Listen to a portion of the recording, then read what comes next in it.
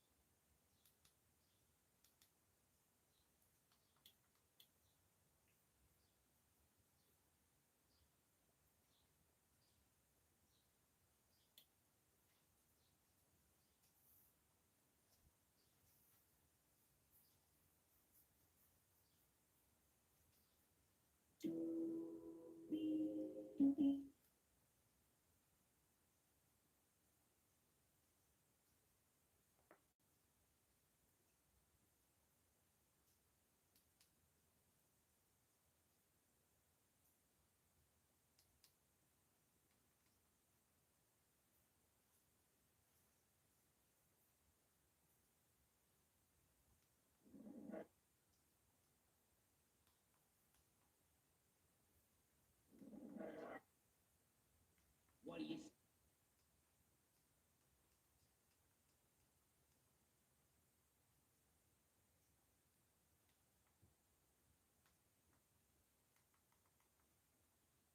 What do you say?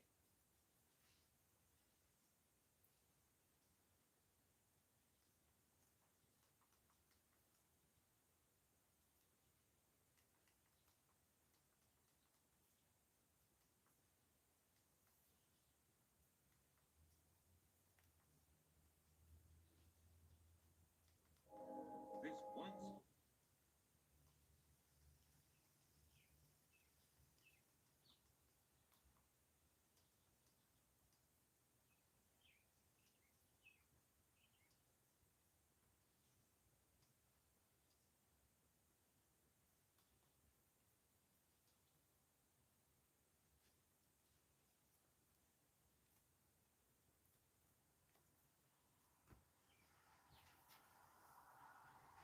This is the Ergo Smart Base from Tempur-Pedic, and it responds to snoring so you don't have to. So no more nudging your partner or sleeping on the other side of the house, because the Tempur-Ergo Smart Base actually detects snoring, then automatically adjusts to help reduce it for the deep, undisturbed rest you deserve. Sleep cool this Memorial Day and save up to $500 on select adjustable mattress sets. Shop now at Tempurpedic.com.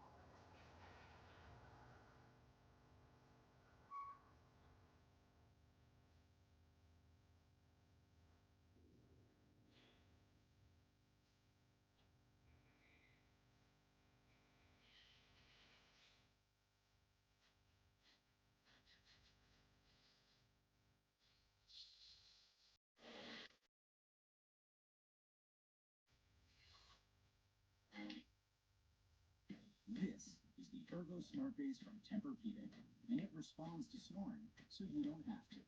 So no more nudging your partner or sleeping on the other side of the house, because the Tempur Ergo Smart Base actually detects snoring, then automatically adjusts to help reduce it for the deep, undisturbed rest you deserve. Sleep cool this Memorial Day and save up to $500 on select adjustable mattress sets. Shop now at TempurPedic.com.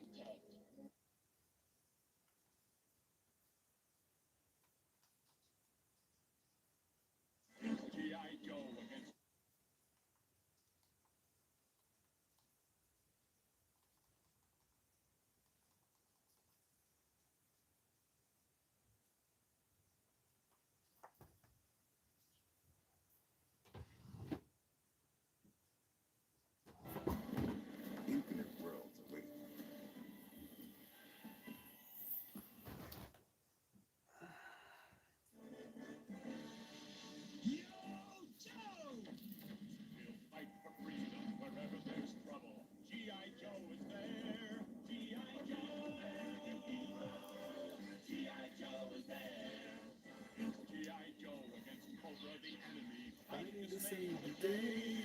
He's never gives up, he's always there, fighting for freedom over land and air. G.I. Joe's there. G.I. Joe is the code name for America's daring, highly trained Special Mission Force. Its purpose? To defend human freedom against Cobra, a ruthless terrorist organization determined to rule the world. He never gives up, he'll stay till the fight's won. G.I. Joe will dare. G.I. Joe. G.I. Joe.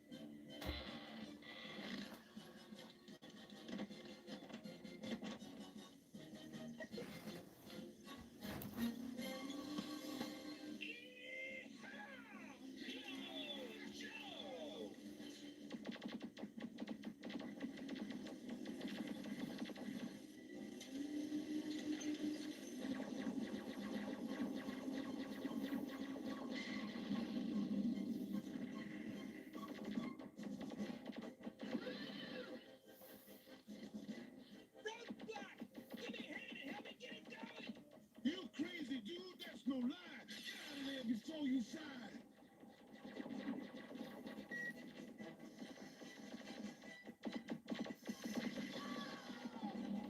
Now that ain't no way to treat a lady.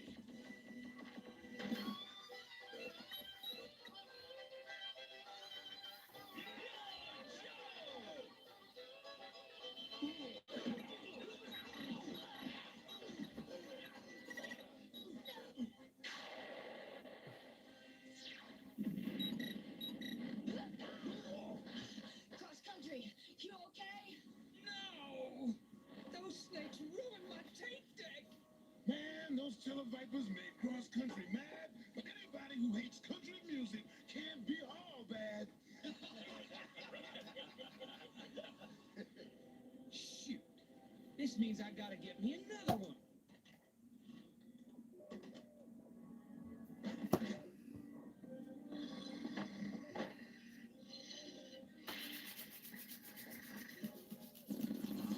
Baby, come on. Yeah! Gotcha! Be quiet, dial tone. You want somebody to hear us? Hey, that's one terrific game. Let's play it again. Nah, it's late. We gotta get up in a couple hours. Have you seen my new scope sci-fi? I can't seem to find it anywhere. No, can't say that I have. Have you seen my calculator? Nope. Sci-fi? No thanks. What is that stuff, lowlife? I don't know. And I ain't eating it until I find out. Say, Lady J, who does your hair? Does it look that bad? I woke up this morning and couldn't find my hairdryer. No thanks. I'm on a diet. Couldn't find my flight log this morning. Seems like everybody's missing something. All right, that tears it. I've taken a lot of ribbon from you all, but now you done gone too far. Cross country, what are you talking about? My tape deck. Somebody stole my tape deck. How do you expect me to ride into battle if I can't play my country western music? Tape funny. You're not accusing your fellow Joes, are you? Well, I don't think any of you are thieves. Cross country, don't be such a jerk. Well, let's see who nabs a bait this time.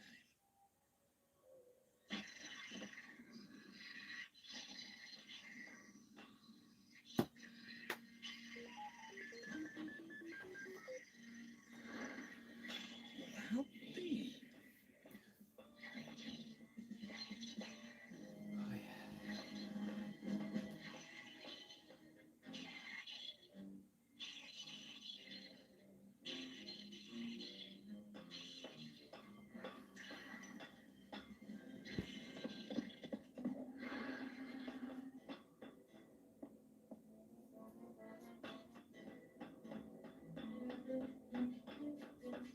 I don't believe this.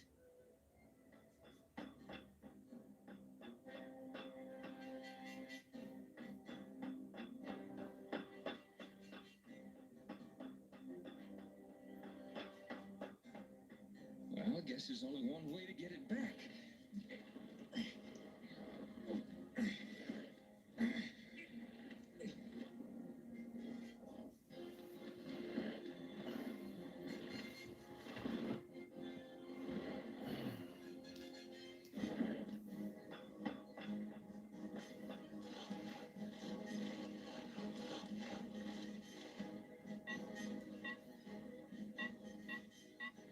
Oh, my aching back. Oh, I gotta put in a request for new chairs. Not a coffee. Stay.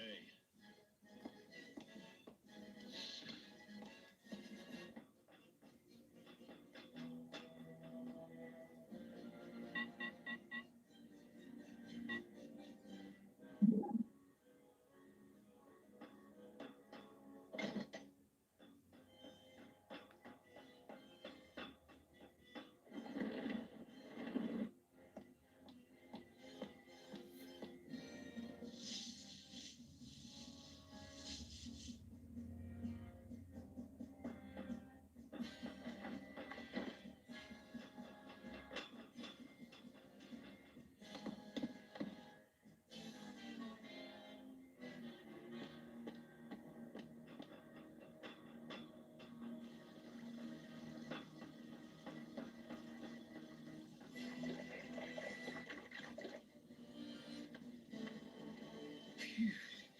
Well, nobody ever said playing detective was gonna be pleasant.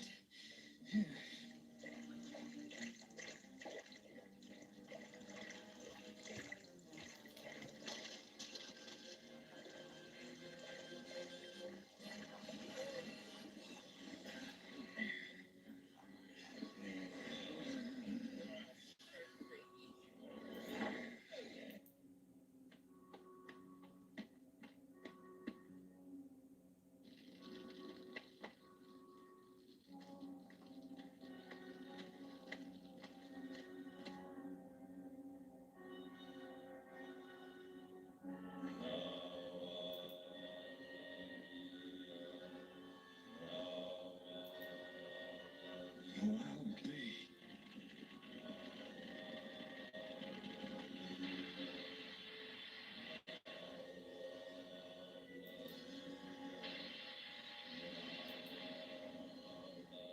Cobra Commander. Greetings and welcome to the first Congress of the Secret Society of Cobra.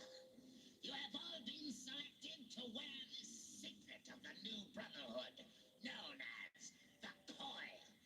We are all dedicated to the extinction of Serpentor and his deranged scientist sidekick, Dr. Mindbender.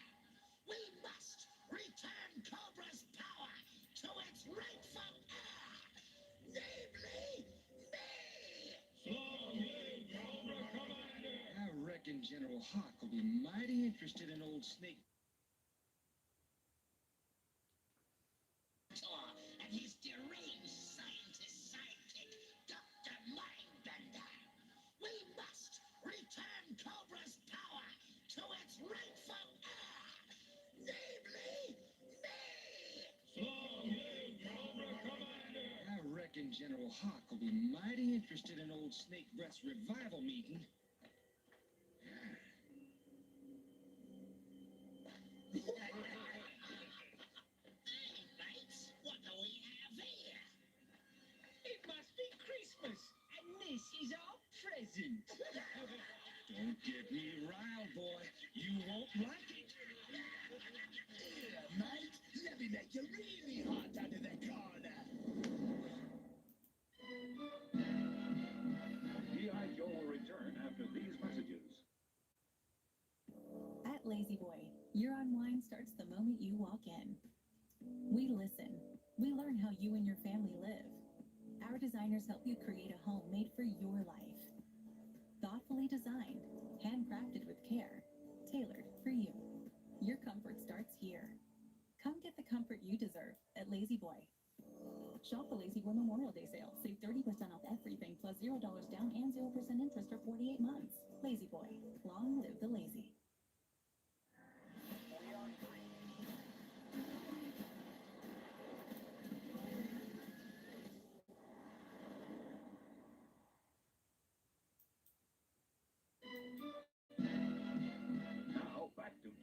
Joe.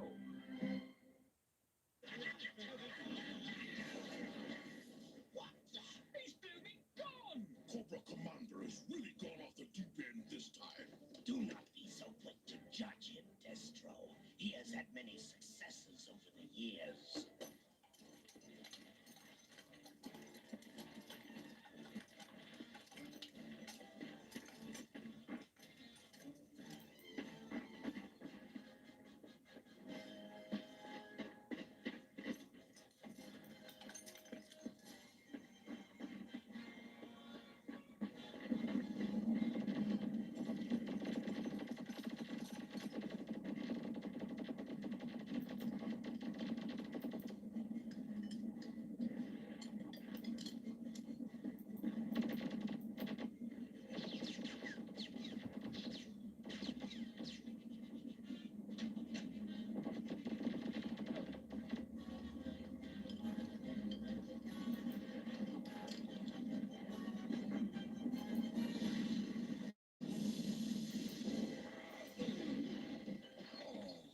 Hey, a tape deck. Insolent fool! I'll crush you like a box of crackers! Some other time, Krogdome.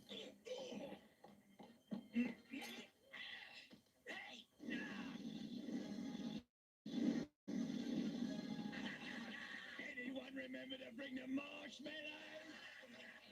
Now I know how grilled sirloin feels.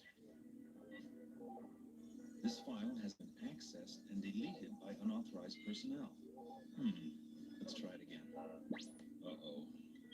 General Hawk, this is mainframe. You better get down here quick. Someone has violated our computer security section. Be right there, mainframe. Sergeant Slaughter, you better come with me. Where are all my vipers, Dr. Mindbender? I do not know, great Cobra Emperor. I did hear a rumor of Cobra flu, but... Do not get flippant with me, Mindbender. Where is Cobra Commander? Why, when I last saw him, he spoke of some urgent matter that needed his attention.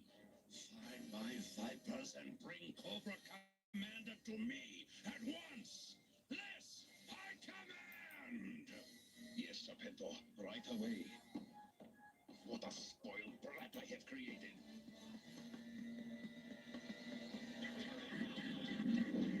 Firefly, look out! He's going to topple the statue! Yep, I'm doing a part 2. You're exactly right, Carlton. If it's good enough for 1, it's good enough for 2. 1 is none, 2 is 1. This place reminds me of Aunt Hazel's. I might go for a trilogy tomorrow, depending on how I'm feeling. I'm about to go eat, so I'll hit you up later. I don't know how long I'm gonna let this go. B.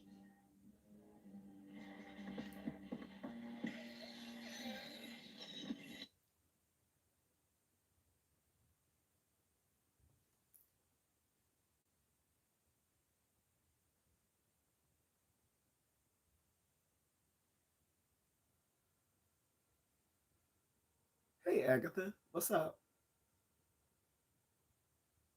I'm about to go eat. I'll check you guys later. This is still gonna keep running though, but, you know. Agatha, you'll probably be confused. Carlton can put you up on game.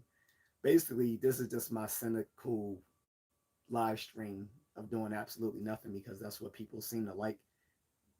So I'm running with it.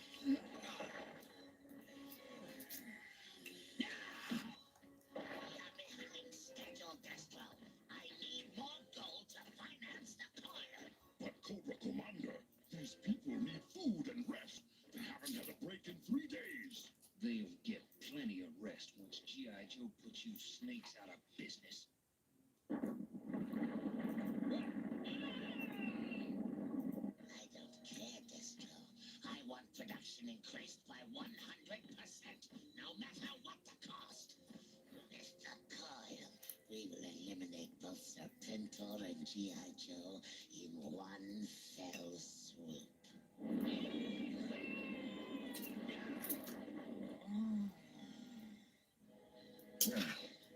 This is right embarrassing. A number of personal articles have been listed as missing over the last couple of days. Today, we learned someone accessed our main computer and retrieved top secret information. Cross Country went AWOL at about the same time the computer registered the removal of the file. If any of you have any information on its whereabouts, please come forward. Well, I can see that G.I. Joe isn't recruiting for intelligence. Yeah?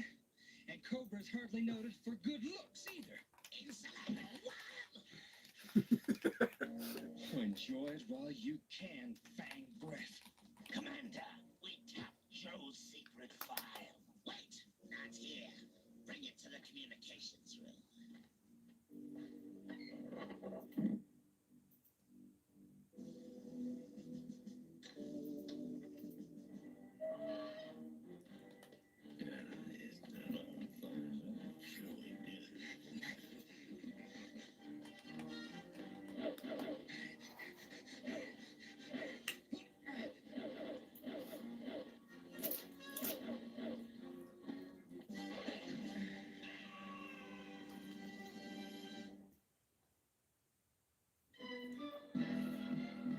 G.I. Joe will return after these messages. Now, back to G.I. Joe.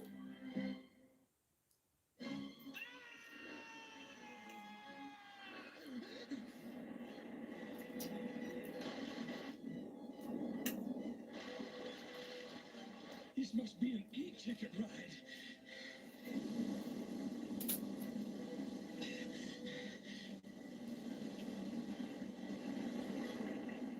Good riddance to bad rubbish. Now, what's this about a Joe secret file? It seems that one of Destro's Reptilos got lucky. Yes, research and development does pay off. Never mind that, Destro. Have you broken the code? In a minute, Commander. Let me know when the rocket scientist has something. Rocket scientist indeed.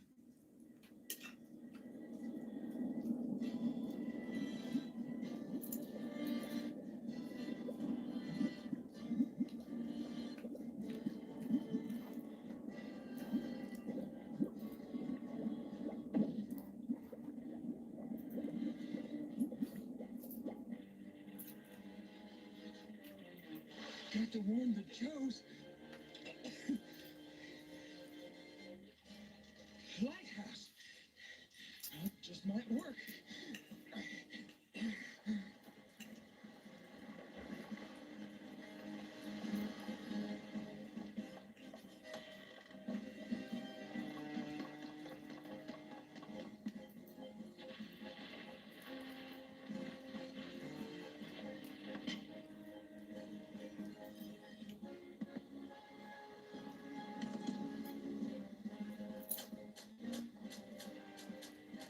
Captain, look at this.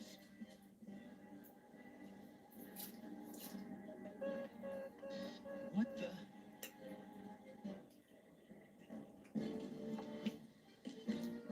Son of a gun! General Hawk, this is Mainframe. I just got the weirdest message from Cross Country via a Polish cargo ship. There it is! And there's Cross Country!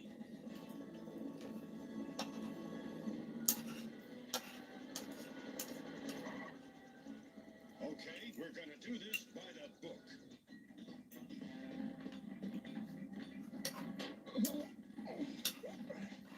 Get up, quickly, before they see you. Get up, get up! If he can't work, let him fry.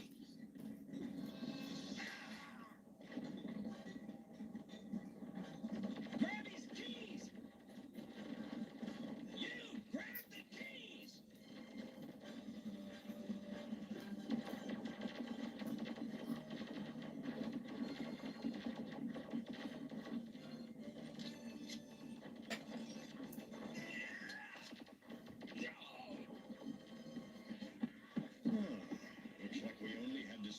Things in motion. Sci-fi, low light. Round up the prisoners. Yo! Well now, Destro, still having trouble? I think I almost have it, Commander. That's what you said hours ago. Commander, look! No! This can't be happening! Commander, we must evacuate. The fire has spread through the temple. Well, good evening to you as well. Surrounded by incompetent idiots! Come on. I know you're in here somewhere. Well, now, what do I have here? Thank you. Appreciate it. I know some people who might like to It have still these fits. returned. Hallelujah. My tape deck. Digging in the trash, cross country. One of Destro's less inspired ideas. Mutant pack rats. They were supposed to steal Vital Joe's secrets, and all they stole was junk. And my tape deck. Well, it's not a total loss. We have you for a prisoner. Guess again. You dag blatant reptile.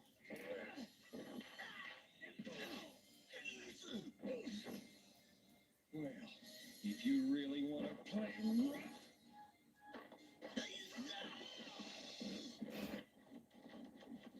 Oh, this is getting too hot, mates. Right, let's check out while we can.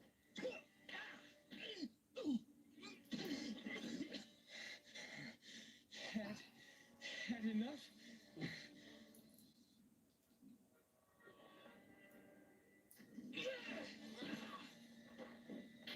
Smooth move, Joe. But it will avail you little. Yo, Joe! Quick, to Destro's escape pod.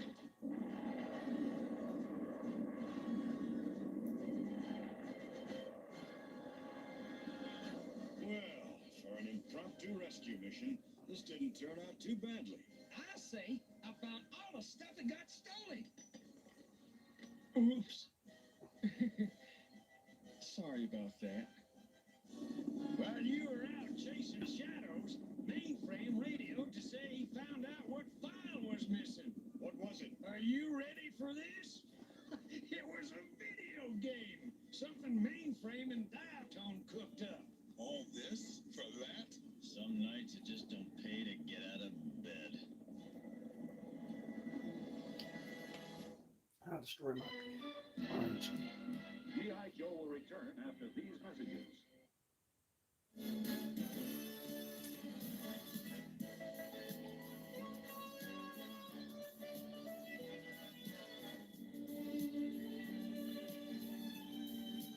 Yeah, G.I. Joe.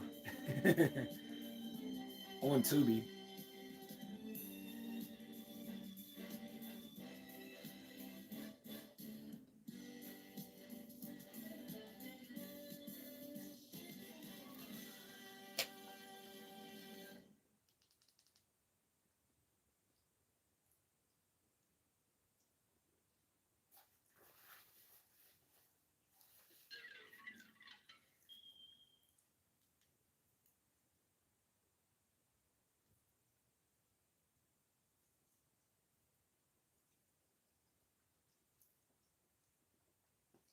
Can't believe that's how they ended the.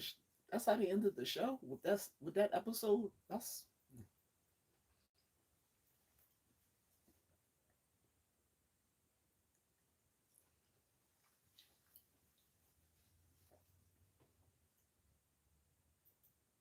Oh wow.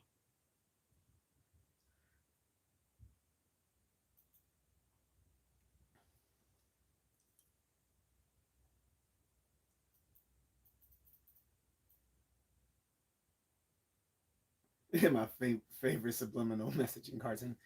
I don't think there was anything subliminal in it, other than it being like a big recruiting tool for the military. Because, but yeah, other than it being a big recruiting tool for the military, I don't think there was anything subliminal in it. Even if it was, the good thing is subliminal message Subliminal messages don't actually work. So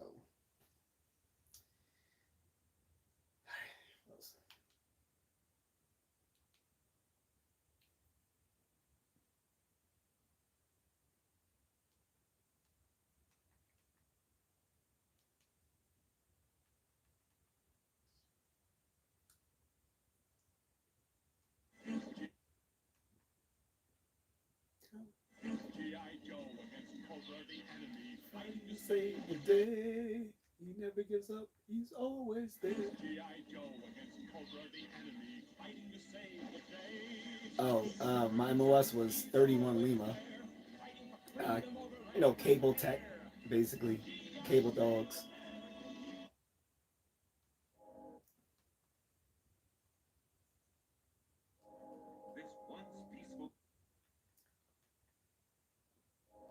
This once peaceful planet, ruled by the benevolent Gobot Guardians, is now engaged in a life.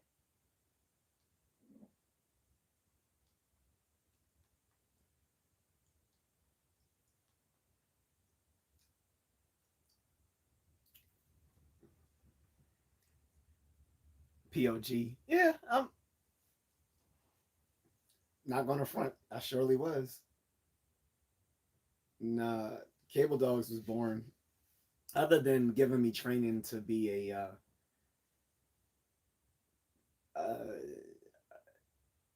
someone who works for like the cable company or Verizon or whatever. The funny thing is, when they hired me, I didn't even need the experience because they taught me everything I needed to know for the job. So I didn't even need the army experience to get the job. So, but it was cool that I was doing the same thing, both civilian side and military side. Well, at least until I went back to college, and then I never did it again.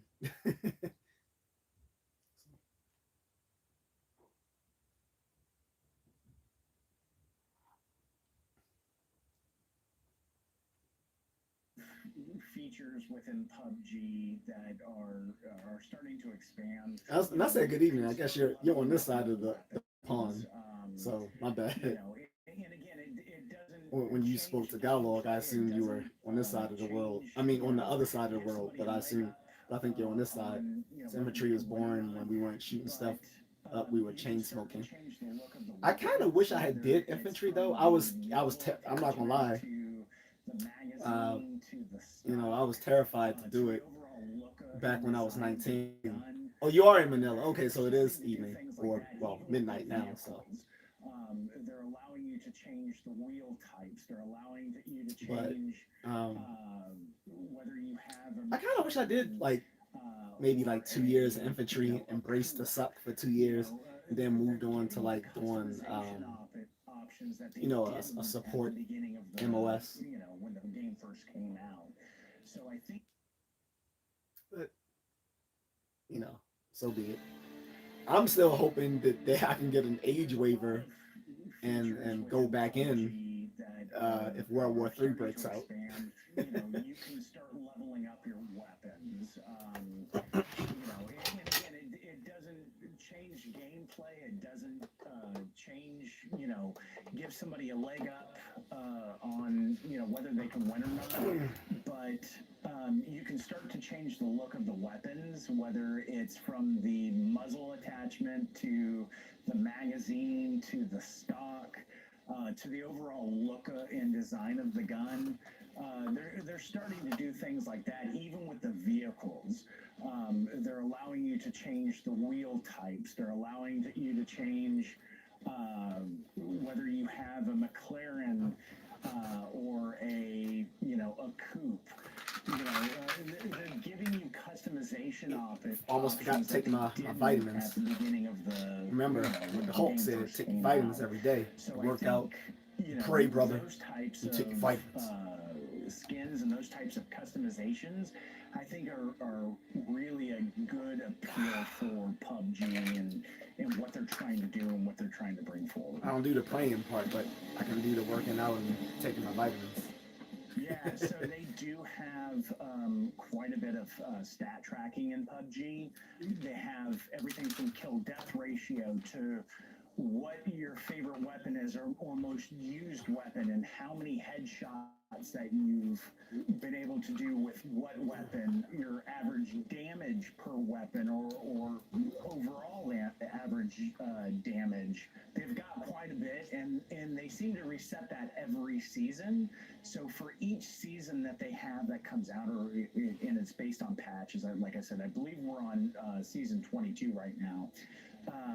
They have it broken down per season and overall. They also have how much game time you've spent. So, overall, how many hours have you played PUBG? I think. So I forgot. You're Filipino, right? But you're also an expat, worth of playing or PUBG. Yeah, and I don't mean or within breaks. Filipino I mean that that's came to America overall, and it then shows that I've moved played back, PUBG probably because around it's 3 or cheaper, 4 right? months. Either way, not a bad way to go. PUBG has I'm trying to get back over several there. reasons why I I'm think you should overdue try it. by several years. I've been One trying is to the get back realistic over there military permanently. aspect that it brings. Two I just is have the some customization financial of setbacks characters. I know that there's a lot to of people that like to take customize care their of first. characters or their vehicles. Oh, is that my white And American that PUBG just lives in the brings Philippines? that Okay. to the game.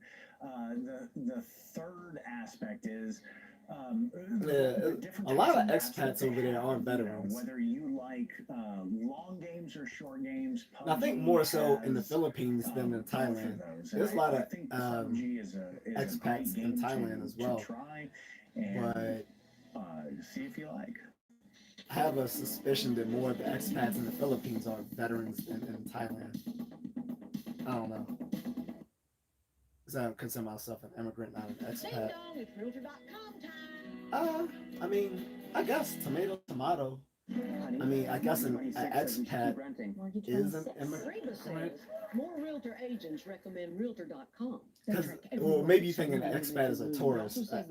Tourists and expats are the same thing. Usually an expat is someone who might immigrated to another country from America, but we get to call ourselves expats because the privilege, American privilege, we call ourselves expats. But I mean, whatever you want to call it.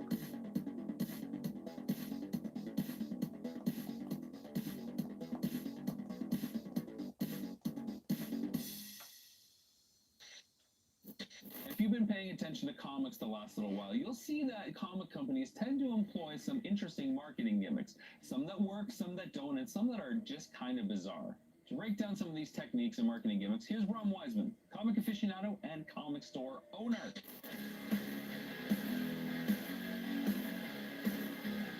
All right, well, how does a comic book company, a comic publisher, get you to buy more comics? How do they sell you comics? There's been a lot of trends and sort of gimmicks over the years. When I say gimmick, probably most people No, it's not. my age who comics, Everyone gets that wrong. It's not an expatriate, it's expatriate. Of what sort of happened in the early Expatriate means you leave. Expatriates don't mean they're no longer patriotic. There are a lot of expats are very patriotic. For instance, we can still vote. Made them think that they were going to be worth more. You can still vote from overseas. They gave you ones with holes punched through them, die cut, laser cut, bumpy, embossed. It's like puffy, fuzzy, everything, scratch and sniff, you name it. It happened. It's like saying it's basically like expat is just basically like saying migrant for an American. Except, again, because of American privilege, we don't call ourselves migrants, even though that's literally what we're doing. We're migrating from America to a foreign country. But from our American-centric view, everything else is outside, and this is America. So, manipulate sales to retailers. Most expats I know have not stopped being patriotic. It just means expatriate. It's kind of frustrating, but most comics don't only have one cover, and that's hard to explain to somebody who just walks in. Which again is just another fancy way of saying this issue of Green Lantern has at least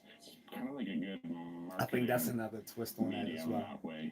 But it is also just publishers looking, well, you know, millions of people play this video game. This is why we hold some people. This is why we hold folks in suspicion when they come over to our country, but they still have a close. This is basically. They still have a close allegiance to their mother country. Basically, you know, especially when they come from places like China or Russia. So these are some of the early sketches you would places have done, like that. For Donkey Kong. So you can basically see that, you know, done like a basic sketch character and how he might have looked at as a pixelized character. For some reason he's drawn a banana, which is obviously not used in the game. But again, it's very basic early drawings, as well as how they might have done the intermission sequences for Donkey Kong. But yeah, for my own purposes, I only consider Americans expats. expats. Showing you a bit more about the thought processes that went into. Because like I said, those same Europeans, if they came to America, they would be considered immigrants as well. So if I'm in the Philippines and I see white people from Europe or Australia or New Zealand, I'm going to just consider them it didn't do so well. immigrants as well. They had to basically get rid of all these machines, basically. So that's why they ended up doing Donkey Kong. Okay, so this is basically Donkey Kong, which is basically the first proper selling game in America for a Nintendo. The first cabinets were actually red because they were converted radioscope machines, but the blue ones were the ones they made afterwards. But basically, it was one of the games to have a proper plot and stages in terms of you're controlling Jumpman, not Mario as he was called at the time, and you had to rescue your girlfriend who was called Pauline. And Mario was basically a carpenter, and he was in his factory, and Donkey Kong was in it to sort of go through the various levels of the game. It got harder as you went along. People basically got really into it, and it became one of those games that everybody wants to play. So this is cloaking known as a red tent, but it's basically a Nintendo Versus system, and effectively it's a Nintendo NES system as an arcade machine. It's called the Versus system because certain games you should actually play with 4 people. It used one PCB, but you could basically change the chips around to actually have different games. Versus Super Mario Bros., for example, was Mario Bros., but it also had elements of Mario Bros. 2, the Japanese version, in it to make the game a lot harder. So it wasn't just you play the home version, you play this. Some of the stages were different. The timer ran down a lot quicker as well, so there's a bit more urgency to actually get to the end of the level. Some of the power-ups were in different places as well, so it wasn't a game you could actually think about where you could actually get one-ups if you played the home version. So it was a completely different game.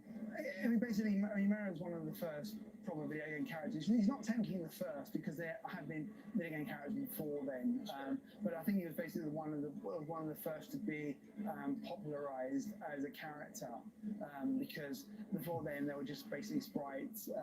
You may have controlled a man and so forth, but basically the person genuinely didn't have a name. I mean, even the first Donkey Kong game, he didn't have a name. He was called Jumpman. But basically, as they progressed it, when they did Donkey Kong Jr., he then had a name. It was called Mario, and Donkey Kong Jr. being the only game where Mario is a bad guy. But basically, yeah, it really was trying to sort of generate a character and generate sort of the art from it. And then again, it became it became more and more deeper with video game characters themselves, because basically Mario had a backstory. In the video game, basically, Donkey Kong was stolen his girlfriend, who was called Pauline, basically. And you're sort of wondering what's happened to Pauline now. Mario's become big and famous. Mask might be one of the greatest cartoon and toy series of the 1980s, but it never found a way to stick around during its heyday, or even really have a reboot. To talk about Mask is James Eatock, a cartoon historian. So strap into Thunderhawk and put on Hocus Pocus, because you're not going to want to miss this. Oh, Mask. My name is James Eatock, and I am, for want of a better word, an animation historian when it comes to 1980s cartoons, from the episodes to those that worked on them. Mask, well, it stands for Mobile Armored Strike Command. Mask was a toy line created by Kenner, I believe. A toy line about, the heroes of Mask are tackling the ruthless terrorist organization named Venom. Not Cobra, Venom. Another snake-related thing. I still feel it's one of the most exciting toy lines. Transformers was great. But Mask, you have the little vehicles, and they have the masks. Only to the masks. You know, not the popping a mask on Brad Turner and saying hocus pocus on, mask on, didn't do anything, but the imagination, which involved vehicles that turned into other vehicles with various weaponry on, where, I mean, the tagline for Mask is Mask, where illusion is the ultimate weapon. Kind of says it all, really. And she doesn't say anything, because you could play as Transformers or any cartoon in the 80s. The animated series Mask that was a toy commercial, let it be said. There's no doubt about that. But it was very well done. The Mask series was very action-packed. I always describe Mask as... I'm gonna go. It's my time to about read myself to sleep. Enjoy your day. more about Appreciate it. Thank you. action-adventure, I'm just gonna sit here and really veg cool out. vehicles, you know. I'll probably Venom take a was nap terrorist and organisation. It was keep a it going really decent live. plot, although I think by modern monetary standards, their desire for $1 million or $10 million kind Take of... care, though. You know, I think an NBA star could probably give them that for, you know, for a sneeze or something. But it was a beautiful looking show, it was well written, although you never find any individual writing credits on it because at the time Deke weren't doing that. Real Ghostbusters was the first show they started crediting individual writers. But Mask was a very exciting show that all these adventures took place around the world. I kind of describe it, I mean, it's got some musical cues that borrow heavily from Mission Impossible, the old TV series. And you get these wonderful, you know, Mask happened to be in Sweden, Venom are there, Mask happened to be in Malaysia, Venom are there. Venom just happened to be wherever they were, you know, it was bad luck. Matt Tracker and his son Scott and their robot ally T-Bob always seem to holiday in the worst places. But the show created such variety, and also, weirdly, I remember learning more from Mask about geographical locations in the world than I ever did from school. Because it was like, oh, now we're here, now we're here. I got the history of the Tower of London and why the ravens have clipped wings from Mast. Never got that at school. And according to legend, if the ravens ever leave the tower, the British Empire will fall. He can't fly. That's correct, lad. The tower ravens have clipped wings. That's how we guarantee the safety of the Empire. So there are a few episodes of Mars that I always recommend to people. The first is the Lipizzaner Mystery, which excels from the start because it's got fantastic Japanese animation. There was one studio that worked on the real Ghostbusters and Mars, and they just did a fantastic job. Sadly, they didn't do the entire series of either show, but when they do episodes, it's like, oh, I instantly love this episode. The Lipizzaner Mystery is great because it's all about this Arab that wants these rare horses, and so he does a deal with Miles Mayhem, but it's a prime example of detective work in the Mars show. And there's one scene, like Matt Tracker keeps seeing this symbol, and he's like, where have I seen that before? And he realizes it's the Arab, the Emir. What do you make of it, man? An Arabian. Who he met earlier. And the moment he realizes, it's this fantastic scene where he's like an Arabian, and he looks at he kind of breaks the fourth wall, and you get these these shots throughout the episode we've previously seen. Matt Tracker suddenly realizes he's the bad guy. It's such a great scene, and the episode itself is just full of mystery and excitement. Matt Tracker on a conveyor belt going up, and it's just crazy stuff.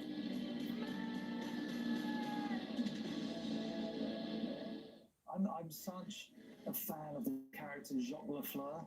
I don't know why, the French Canadian. He's just like the most awesome character.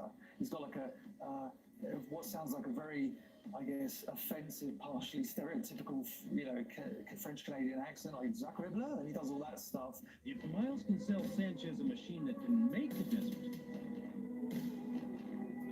then he can just as easily create another to change it back, n'est-ce pas? But he's a great character. And he came, the action figure of Jacques Lafleur came with Volcano Van. So when he first appears in the series, it's great. But he appears in one of my favorite episodes called The Creeping Desert, which is an episode about land ownership, which sounds like, what? Is this like the plot of a Superman movie? It's like Lex Luthor trying to obtain some land again.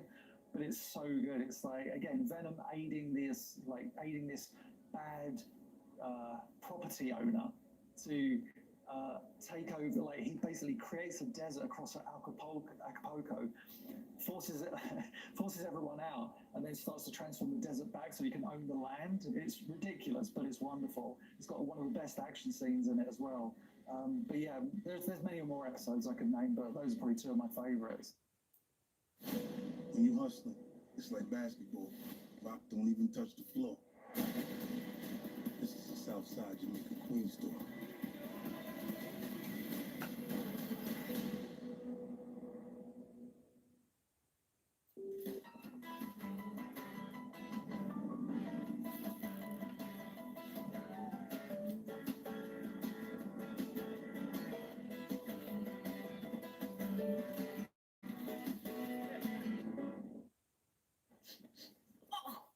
What is that musty smell? Oh, damn! Damn! Oh, damn! Hey, language. Damp Rid traps excess moisture to eliminate musty smells. Get rid of the damp with Damp Rid.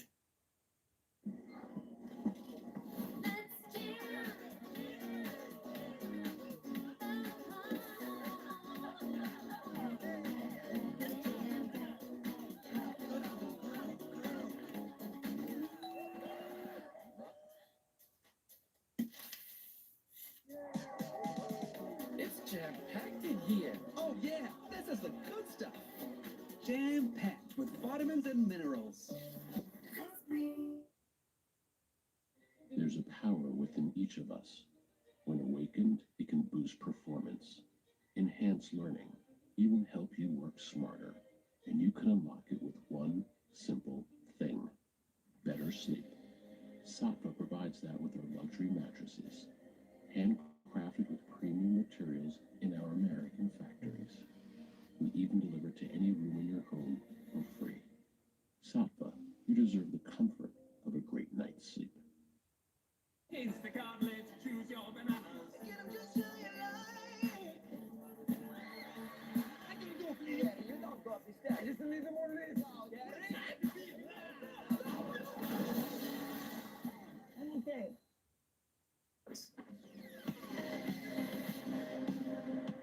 Interestingly, after the first 65 episodes, it has one of the most unique changes to any series ever. Two writers, J.A.C, Ray Dryden, they come on board, and Jack said we literally had to break out those scripts in the space of under a week or something. It was crazy. It was like, we've got season 2, we've got to promote it, and this was a toy commercial at its core. We need to promote this racing series that the toy line are doing. So Mask, the toy line, had done series 1 toys, series 2, series 3, and I think series 4 is where they did the racing season, which was a fantastic toy line where they brought in Formula 1 cars, kind of demolition driving cars, they had off-road vehicles. It was a great toy line, and the transformations and the new characters were fantastic. But the cartoon, which had been all about this terrorist organization wanting to rule the world and Mask trying to stop them, with no explanation, shifts into a cartoon where they're trying to outrace each other. Literally going from location to location around the world, just trying to win a race. And those races usually have some stakes, like, oh, if we win this, we get the transportation rights across this country. So Venom want to do it because then they can smuggle things across, and Mask want to stop them. But that's what the series becomes. And a lot of Mask fans cannot stand that second series. I love it because it is so different, but one of the key changes is that the Venom agents know exactly who the Mask agents are. And there's even like a romantic interest between Vanessa Warfield and Brad Turner. So it's like, what happened? Like, why is this show suddenly transformed so much? And the first episode of that second season literally has Miles Mayhem and Matt Tracker talking about how they created Mask together. Miles, it's been a long time since we could face each other without weapons. I remember how it used to be, when we both worked together on the side of good. Perhaps it can be that way again, Matt. Maybe it's not too late. So now you're thinking, but hang on, the first 65 episodes, Mayhem didn't know that Matt Tracker was the leader of Mask. Surely if he set up Mask together, Mayhem would go, I know that is running Mask, but yeah, it's a very bizarre change, and I understand why so many Mask fans are like, disown that season. I do enjoy that second season because it's a very exciting season. There's the new characters they introduced were really cool. Some stereotypes in there for sure. Nevada Rushmore, the Native American Indian, who's got a wonderful heritage. They really kind of play into that. But then you've got Boris Pushkin, the Tsar, the Russian. Oh, Ali Bombay, the Indian, like, true to his village, comes from his village, becomes part of Mask. Mask is, I think, probably one of the most popular cartoons and toy lines of the 80s, but very quickly the most forgotten. And I think it's just the timing of it. It happened so fast. As a kid, I remember going from He-Man to Transformers to Mask. But then as I'm onto Mask, Real Ghostbusters happens. I'm still collecting Mask toys, but Real Ghostbusters has my attention. And that was such a hit show that I think people just forgot about the Mask cartoon. And in the years that followed, I think, sadly, Mask just became a victim of its own success in the sense of, you know, it's been talked about for decades. The Mask is very much the amalgamation of Transformers and G.I. Joe. You take these things that transform with those size figures. And the toy line and the, you know, and the cartoon connected are fantastic. But oddly, it is one of those shows that just gets forgotten. And obviously, these days, when you try to search Mask, you get the Jim Carrey movie or the Jim Carrey cartoon, The Mask. So I think it's always fighting a losing battle. Plus, there's never been, you know, in all these years, we've never had a Mask cartoon reboot. The closest thing we had was a toy line and a cartoon, I believe, called Vortec, which borrowed heavily from the Mask toys, I think even reusing some molds. I think IDW did a reboot comic in recent years that was kind of floated under the radar. So, and I think Hasbro for the longest time have been trying to bring back Mask. It's not like people have forgotten about it, because Hasbro they've tried to bring Mask into the G.I. Joe universe, the Transformers universe, and I think one of their comic series within the last 10 years has connected them. Like Miles Mayhem, I think, uncovered Megatron in some story or something. Mask is relatively available online. You can see episodes on YouTube. Whether or not they're official, I don't know. But for the most part, it's been released on DVD numerous times.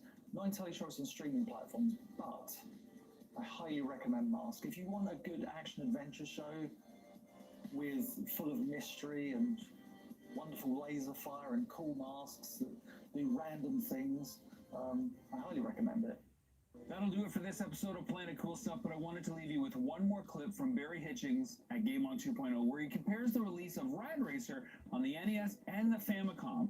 Did you know that they released that game in 3D in the 80s? Take a look. Okay, so this is Red Racer, and it's just Highway Star. They're basically the same game. One's Japanese, one's American. The original Japanese version, in Japan, Nintendo released these things, which were 3D glasses. They had two LCD lenses, which would flicker on and off to show you two parts of the screen. But it basically gave you a reasonably good 3D display. However, Nintendo USA didn't release these in the States. So when Squaresoft released this game, they thought, we have a 3D mode, we can't lose it. So what they did is they actually made it, it still flickers, because it still draws two screens, but they used different colors. So it used the red blue glasses. So when you bought a game, you had a pair of glasses, you put on, you got a 3D display. So that's one of the major differences between the Famicom and the good old Nintendo NES system.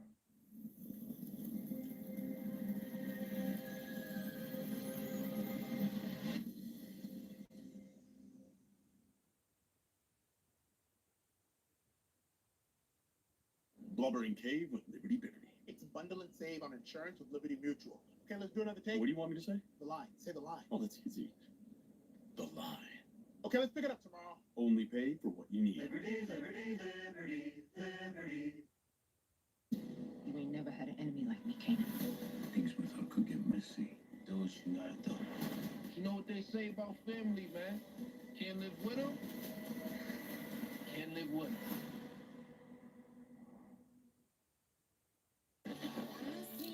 Here's to 30 grams of protein in all your favorite flavors. Premier Protein. Shake, twist, crack.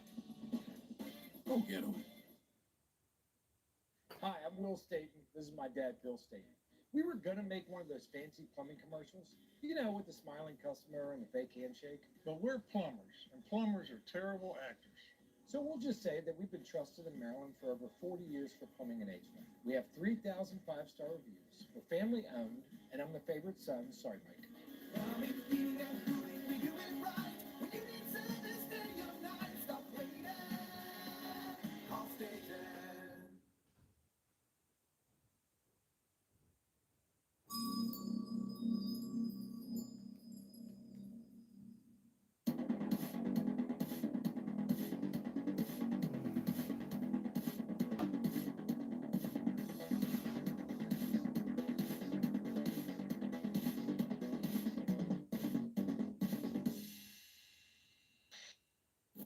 Welcome to Planet Cool Stuff. First up, we're talking video games, and where better to start than the collection of my good friend Jay Bartlett. As a bonus, let's see if you can guess my favorite piece in his current collection. Take a look.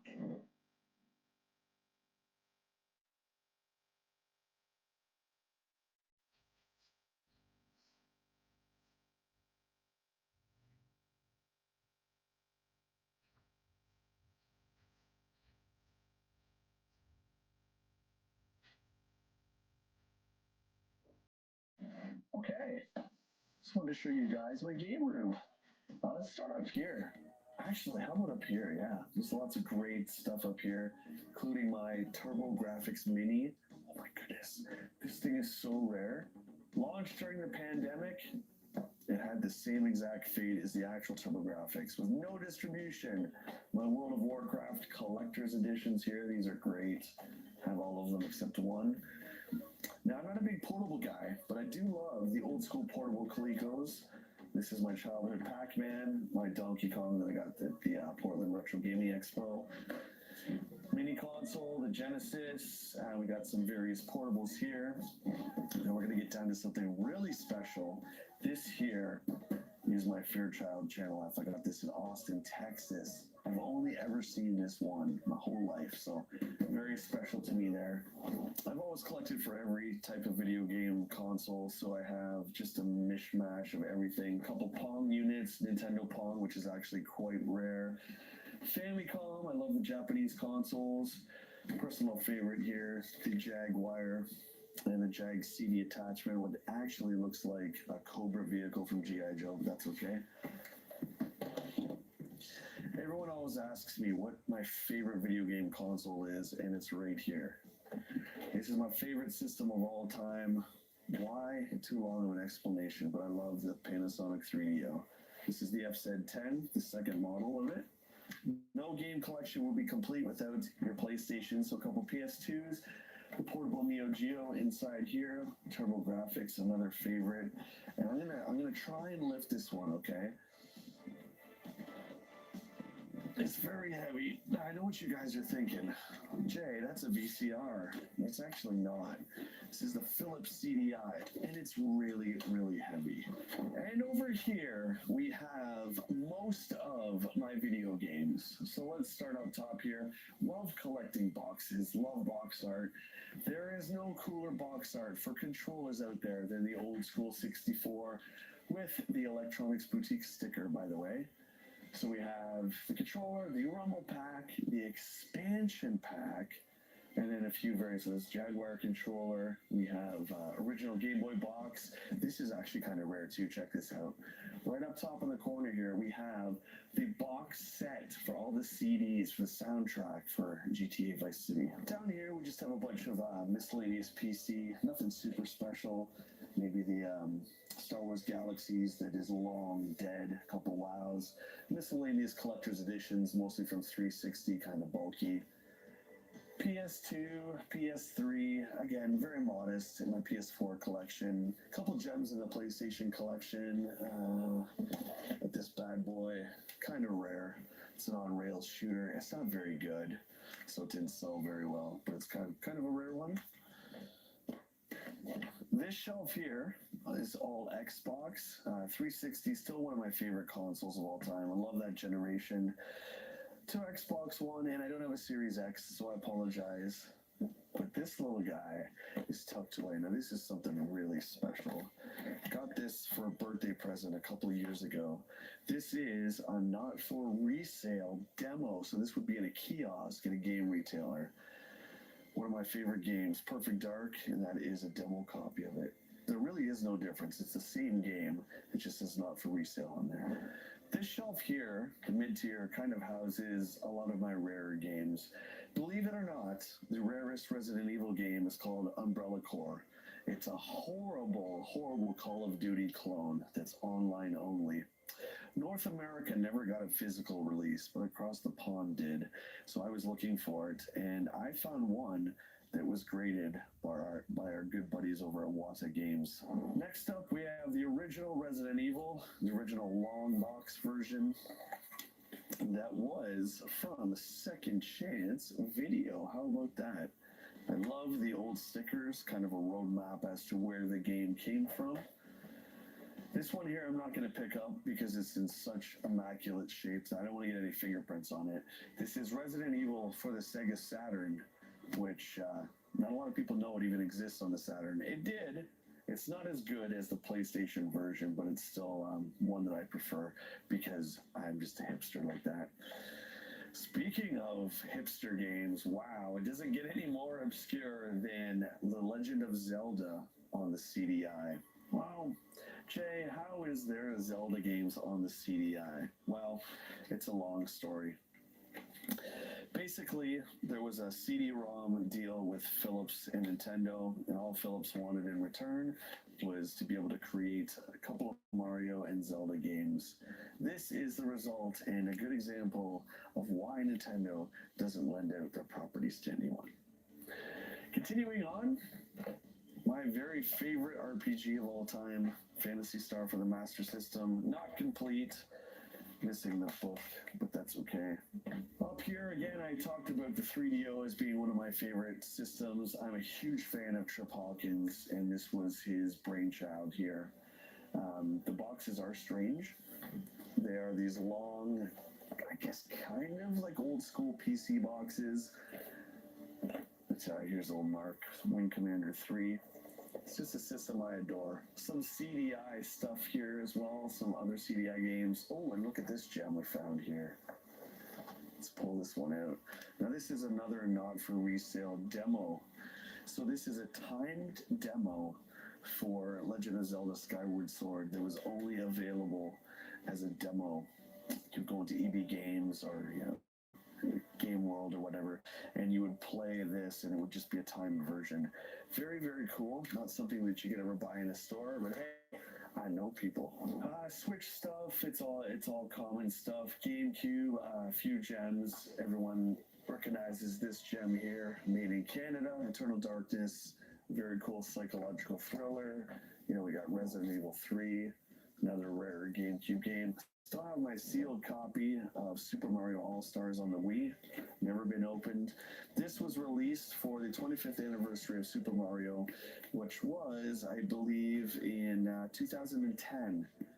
And this particular game was only available throughout December of 2010. So there's only like a 30-day window that you can get this.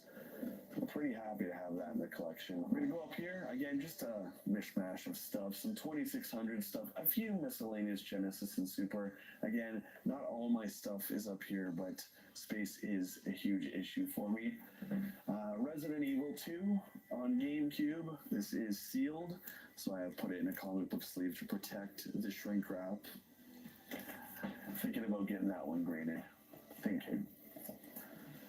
My NES game. Of my NES games. I have a bunch of signed ones from Mason Kramer, from Todd Rogers, John Pompa. They're all here as well.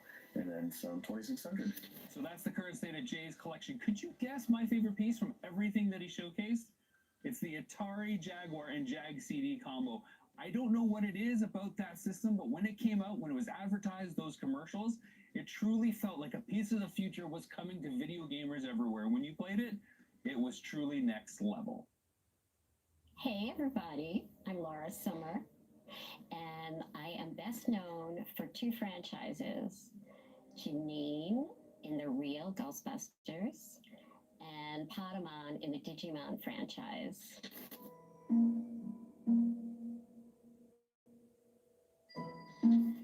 agent that I knew, he said, I don't know what happened. I think he said, go over to this place in Burbank.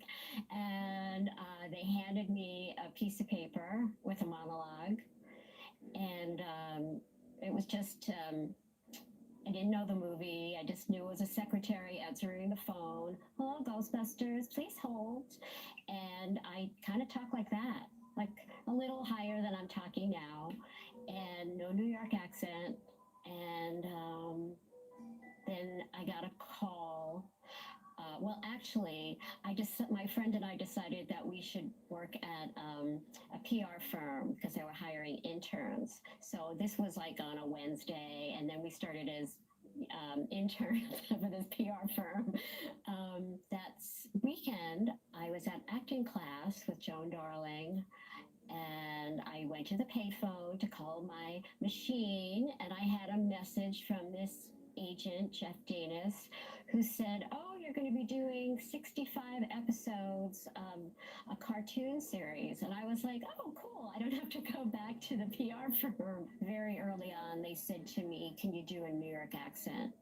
So that wasn't how I auditioned. And I said, well, yeah, sure. And then Janine, as you know, the OG Janine, that's how that voice came. Where are the guys, Slimer? Out on the call. Terrific. Well, hey, I don't need them. I'll bust those ghosts myself. I'm surprised how sarcastic Janine is. It was such a sassy character. It was a strong character. It was very different. Ghostbusters are heartbreakers, kid. Get out while you can. Yoo-hoo! Rowdy ass! I ain't afraid of no ghosts. Slimer! Or, I know the sleeping sequence where she's, I'm a Ghostbuster! It's so funny because I didn't think about it for years, and then with all this resurgence and Ghostbuster love and online, I just decided, hey, I have no presence a couple years ago online, really. I better just show up. And it's really fun. It's so fun connecting to the fans and the people who love it. I'm delighted by it. Forget what you know about sunscreen. The future is here. And it's unseen, unsticky, ungreasy, unirritating.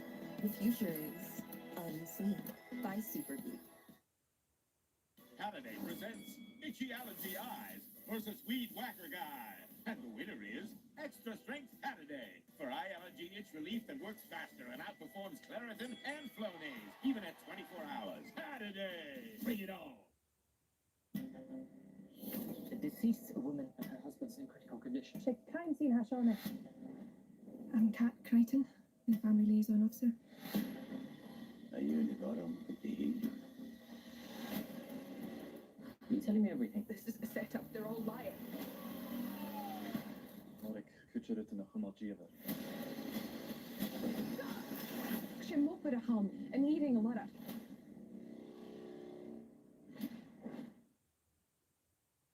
Okay, now that you've bundled your boat and RV with your home and auto, you're ready to hit the open road. Ooh, or set sail on your next adventure. Tomato, tomato.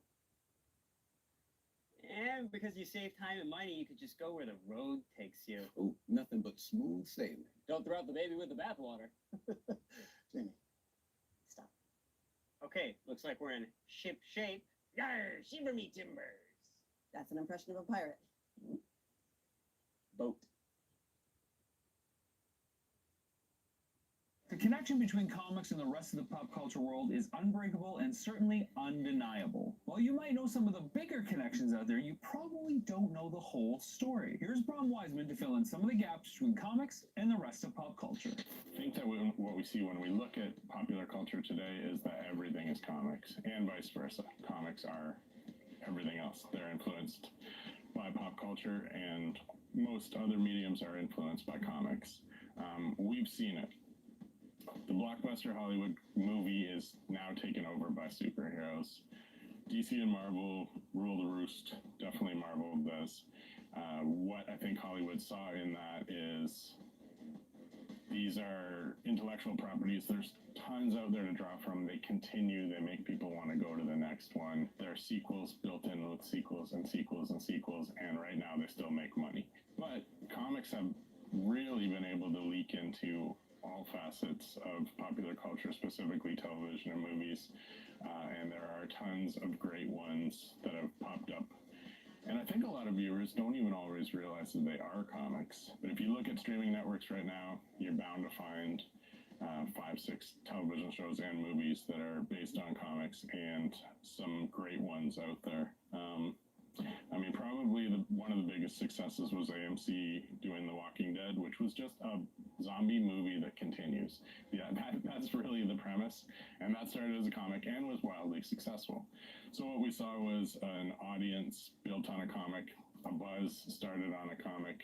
They saw that it worked. It brought people back to a comic shop. It brought them to engage and continue to come back.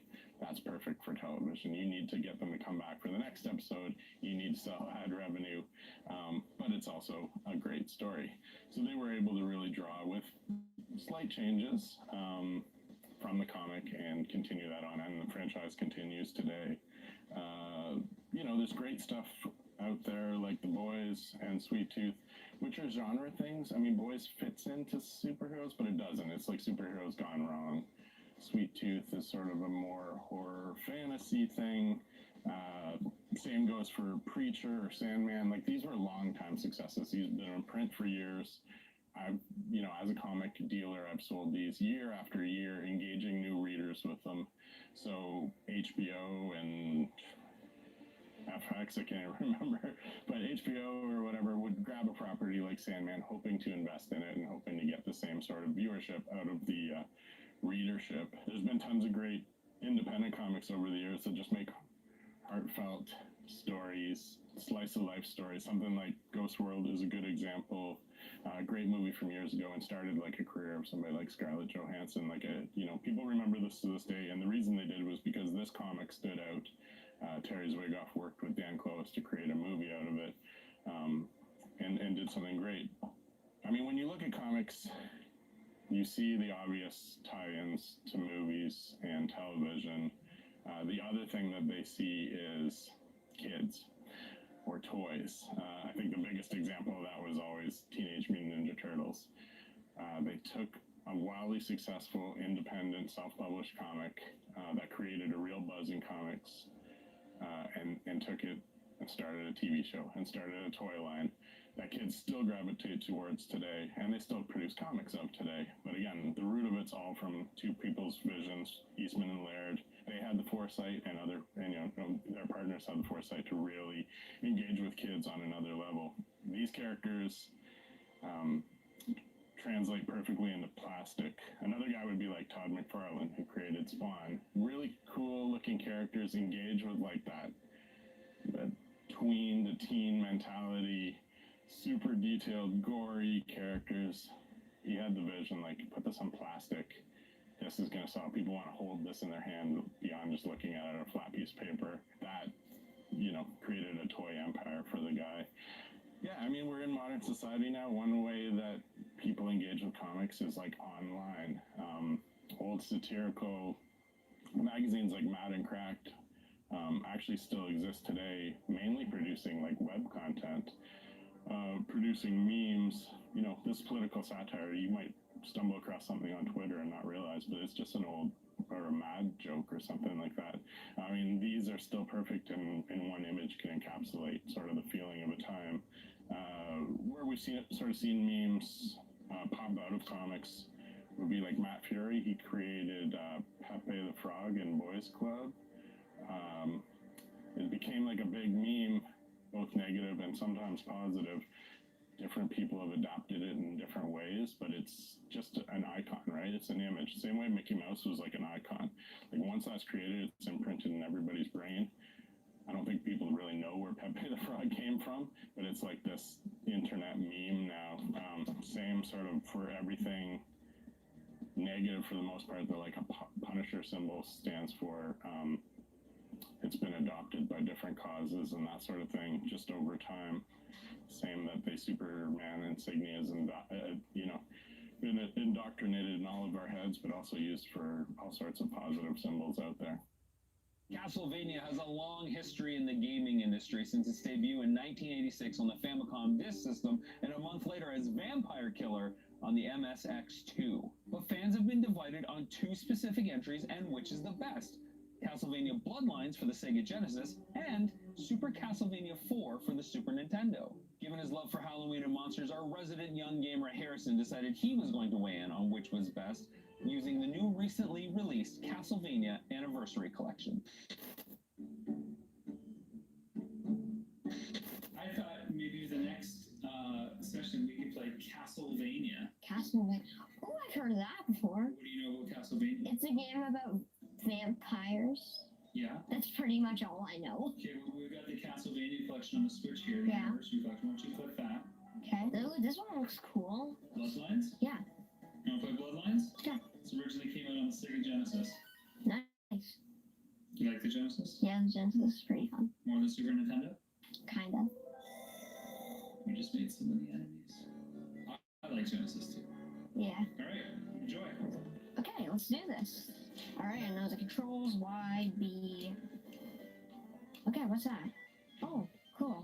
First impressions, Harrison? Okay, it looks pretty good, especially for, it looks just like a regular Sega Genesis game. Oh, why is there a bunch of blood there? Yeesh, I didn't expect, well, I did expect it to be this gory. As soon as I saw it. Alright, what's coming? Whoa! What? Why is it bloody? No, this can't be a Sega game. It's so bloody. Yeesh. I would not want to be one of those. Die, skeleton, get out of here. Get. Okay. Alright, what am I supposed to be doing now? I'm sorry, I have literally no idea what I'm doing. Alright, run. Oh, no. Why does it look like that? I do not like that at all. No. Man, I do not like this thing. The way it looks really weird. I don't like it. I do not like this thing at all. Oh man, why is it backing in on me? Oh my god, that thing will literally just one-shot me. I don't like this. I don't really like this game. Can I play a different Castlevania game? Want to try a different Castlevania game? Definitely. This one sucked. It sucked? Or... I'm gonna try Super Castlevania. Yeah, so this is the Super Nintendo one that came out. Yeah, I know. Alright. This is a little Super Nintendo versus Sega action then. Yeah. You see which one? That one was really bad. Genesis one, not so good. Thumbs down so far for Bloodlines? Thumb down. How do you think this will do? I'm guessing this is gonna be really good. Yeah. Ooh, it's colorful. Well, that gives it like a win already. Alright, let's do it. It's basically the same as the other game, but it looks kind of better in a little bit. It looks a little bit better. Ooh, nice. It's good all so far. Like, there's nothing that's making me hate it, like, instantly. Oh man, the animation is good in this. Ooh, I like this. Oh man, how I like this already. There's not a lot of video games that I can't stand, but Castlevania Bloodlines is one of them. That's really cool. I like that. Cool. Whoa, this is fun. I like this. Okay, I need that heart so bad right now. Okay, I have money. Who cares? Money's gonna be useless in this situation. Pretty much useless. Okay, I have 7 lives. That's what that means. I like this one. I like Super Castlevania better. It was pretty fun, colorful. I like the enemies. The enemies were really cool. What was the difference between the two games? The other one was way more gory, and the enemies they did not look like the ones in this one. Seemed a little bit tougher too. It seemed way tougher. What about the music? The music was really good and kind of like ominous in a way. For both games? Not for both games. And the Sega Genesis one had more like ominous music. This one seemed kind of like bouncy, but also kind of creepy. How did you feel about the visuals and the animations? Okay. And that's another one for Sega Genesis. You thought the visuals were better on Genesis? Yes. Because I could actually make out the character's face. So what about character designs then? Okay, character design right here, that looks really good. Who's your favorite moment or the coolest part for each game? Defeating the skeletons. Are you going to play other Castlevania games or are you going to keep playing either of these ones? I'm probably just going to keep playing this one. That's probably it. That's it? You're going to stop Castlevania? There's like 20 entries. I know. But this one's my favorite. You haven't played the other ones? I have one time. I did that.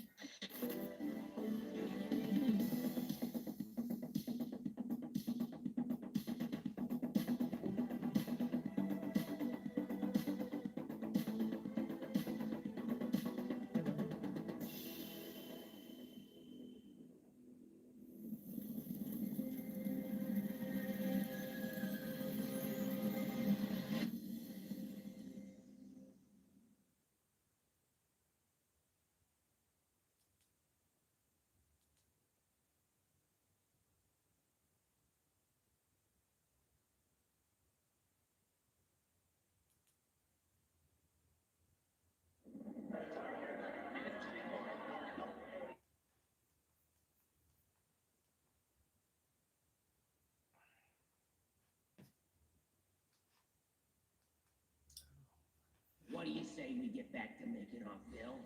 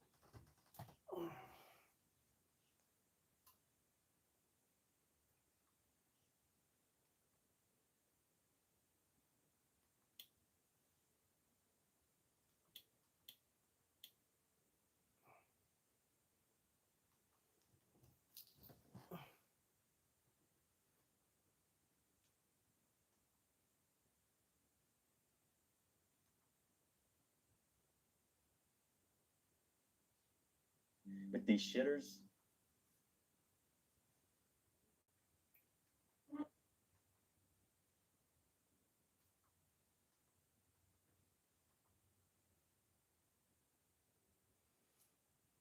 The Mandalorian.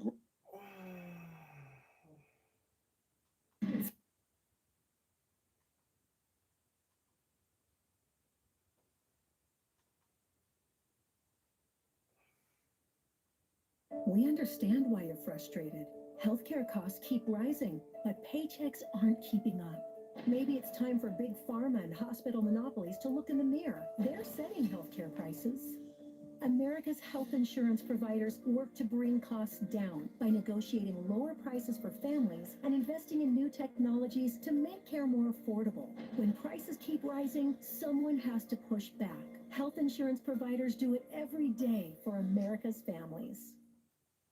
Two ex-NASA engineers just created a portable AC that is making old, expensive models obsolete. Power companies don't want you to find out about this. This new portable cooling system can drop a room's temperature by up to 30 degrees in just 90 seconds. And the kicker? It uses almost no electricity. It's smaller than a toaster, cools any room in 90 seconds, and uses just a fraction of the energy. Throwback to when I fought 7 YouTube influencers / martial arts experts. This footage you are watching is straight from the Ultimate Self-Defense Championship Season 3, where I played the final boss. If you haven't watched this series yet, I highly recommend it. It's a YouTube-based reality competitive series that pits top martial art experts against each other in intense real-world self-defense scenarios.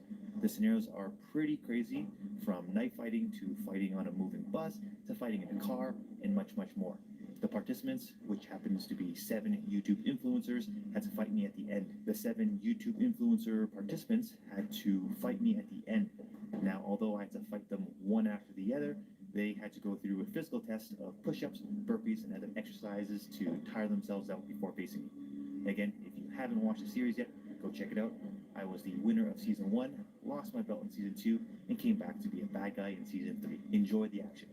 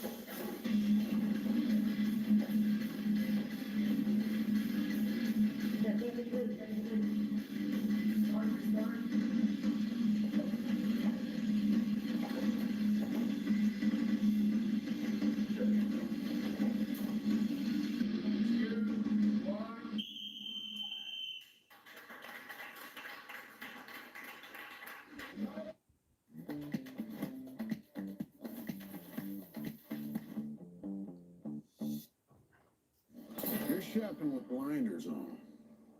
It's a meat gold mine over there. Premium cuts, that's premium cost. Grass fed. Something new in every aisle. It's an Aldi thing. At Sheehy, we love to keep our community moving. That's why we're offering you amazing deals during our Sheehy Has Heart sales event with Memorial Day savings. Every vehicle sold this month will help us reach our goal of raising $250,000 for the American. We understand why you're frustrated. Healthcare costs keep rising, but paychecks aren't keeping up. Maybe it's time for big pharma and hospital monopolies to look in the mirror. They're setting healthcare prices. America's health insurance provider.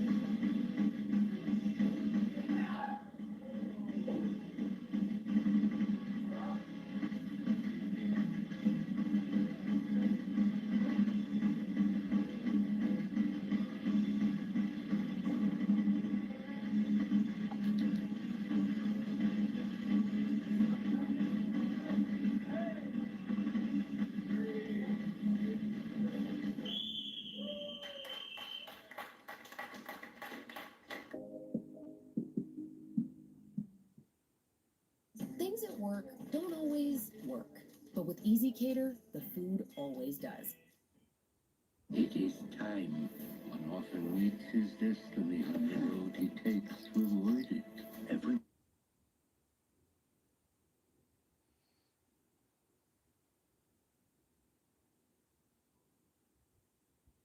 Need better sleep? We can help. Visit Mattress Firm now and upgrade to a Tempur-Pedic and get a $300 in. It's Jeff Chan here, and I'm outside the house of former Special Force soldier and former professional MMA champion Rainer Turner. Today I'm going to be spending 12 hours with him to see what he does on a typical Friday.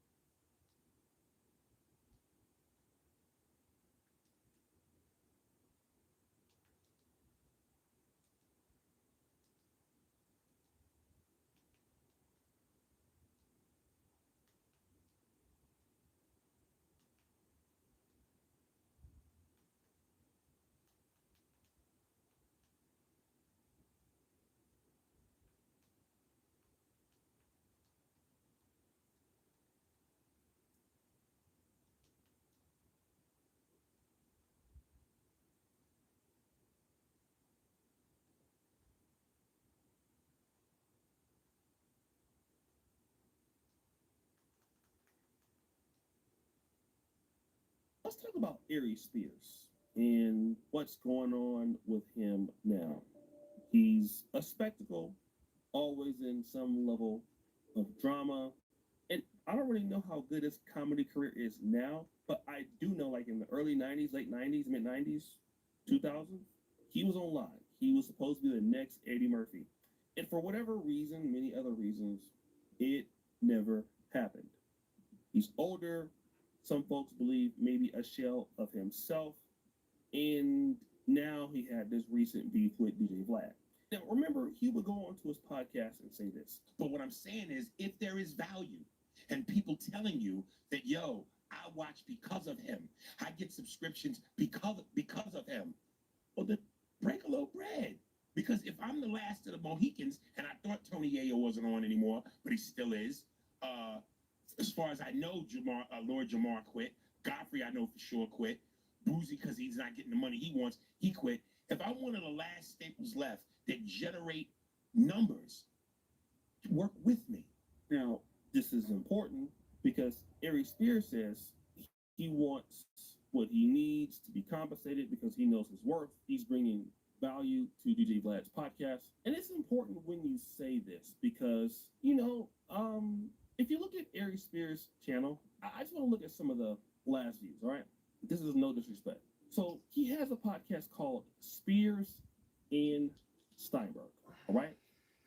Shout out to this podcast host. I have no problem with him. I don't even know who the guy is. But it is my opinion that for somebody as big as him, like culturally known as Aries Spears, nobody really cares about that podcast, okay? It's not really well produced. So Spears and Steinberg, they're kind of sitting at a table holding microphones. And let's just look. They have like 37.2 thousand subscribers. Let's look at the views. Interests, 3,300 views. Roast of the List, 7,400 views. Guys Starting, 9,200 views. Hogan Part 2, 6,200 views. Cans, just cans. Okay, 5,800 views. Then there is a video that they did, Aries versus Vlad. All right. So they had like the Michael Jackson movie that was 13,000. So I mean that's okay for their size, but nobody wants to watch Aries Spears' podcast. So if nobody wants to watch your podcast on your show, it's probably safe to say that nobody really cares that you're on Vlad TV. And we can tell that whenever you mention Vlad TV, you get more views. But I don't know how true that is of Aries Spears. That's why Vlad TV came out with this. Someone sent me a video of Aries agreeing to do a podcast in Toronto for $500. There's the show that you were on, you want to do it for 200. Show I was on with the guys in Detroit. Yeah, 200. But 4,000 is a problem. Yeah. But you're doing a podcast for 200. But 4,000 is a problem, even though no one else is offering you 4,000. No one's offering you 2,000. So again, you wanted more money for doing largely nothing. And I'm not gonna say whatever. I'm not here to judge, but you were getting $4,000. You wanted more than that, even though your own podcast doesn't make $4,000. And then on top of that, you were doing podcasts for $200 and sometimes $500, which is to say that you wanted, according to Vlad, him to give you more money, but other podcasts, you're willing to do it for a blunt and a cheeseburger. Then there's this newest people. I did it? Yeah, they called you arrogant. It was a comedian, Harry Spears, I guess. Yeah, he's an idiot. Yeah. And wait. See, this is what I'm saying. This is what I'm saying. Is sometimes you bring out the animal inside of people. We keep our mouth shut. Right. I didn't go back at him because I didn't care, but now that you bring it up, he's back because he was begging to get inside of one of our movies or our TV show. I hooked him up. I put him on a cartoon that we did called The Brew Crew. And I realized how crazy he was. He was a crazy man. And what he's saying is, keep my name out your mouth. So that's just the Wayans brothers. Shout out to Sean, man. You still look young. Marlon, stay on social media, man. Will make you young, brother. I like the Wayans brothers. Again, they go to the podcast. Who are they talking about? Talking about you, because you're always got their name in your mouth. So they gave you an opportunity. They don't want to work with you. Nobody really wants to work with Aries Spears. And it shows, look at the numbers. And I kind of want to talk about this because I've seen, at least in the entertainment industry, which is probably reflective of a lot of industries, people be having talent, yo. You got a lot of talented Black people out here. A lot. In the Black American communities, in Africa, people are lit. Fundamentally, though, it takes more than being lit for somebody to really be putting up with your stuff, right? You got to be a person that is workable. If you're Aries Spears and you got access to Vlad's platform, you take the 4,000 because nobody wants to put up with you anyway. And this is like what I'm saying. Nobody wants to put up with you, Aries. It's pretty much over. You can't really build your own platform. You got an opportunity to do something here. You messed it up.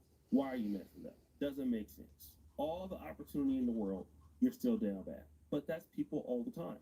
And that's really how folks get a lot of opportunities because folks just do the dumbest shit and all of a sudden you're in there like swimwear. Same thing with Aries. You gotta be likable in business, guys. People gotta like you. You can never, in my honest opinion, your brain is so stuck on that the world revolves around you. You make things go. You gotta be paid more. You can't really explain why you should. And sometimes just sticking with what's working for now can help you go bigger later. Like when I first started on YouTube, there was a dude, I forgot what his name was, but he's one of the reasons why I kind of blew up in the Black sector. He would ask me, hey man, I want to download your video and repost it. Some folks would be like, no man, you can't do that. I'm gonna give you a copyright strike. I said, yeah man, it's good. The videos that he was reposting of me was getting like 20,000 views, 30,000 views, a lot. I was really like my stuff was getting out there on the platform.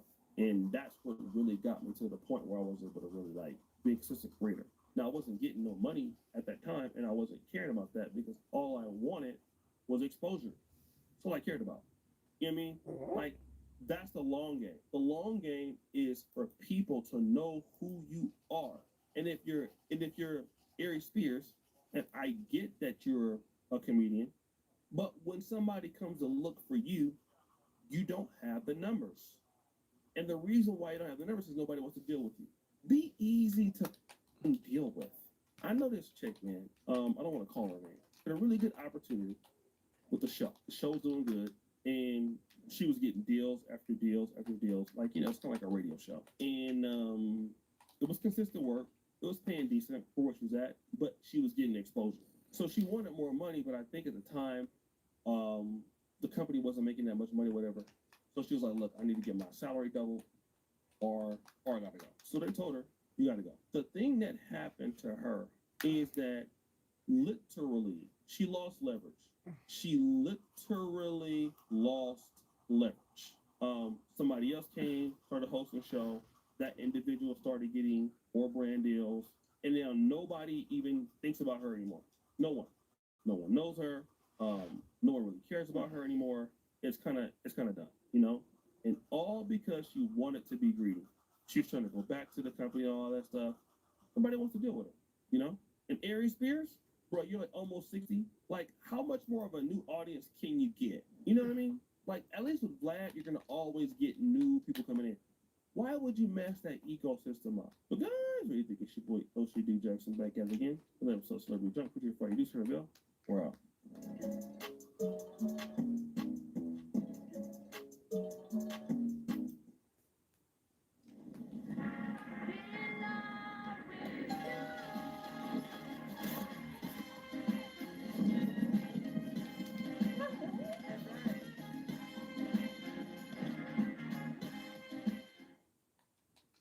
There are trucks, and then there's the 2026 GMC Sierra. It's the truck. Get 2.9% APR for 72 months on 2026 Sierra 1500 models.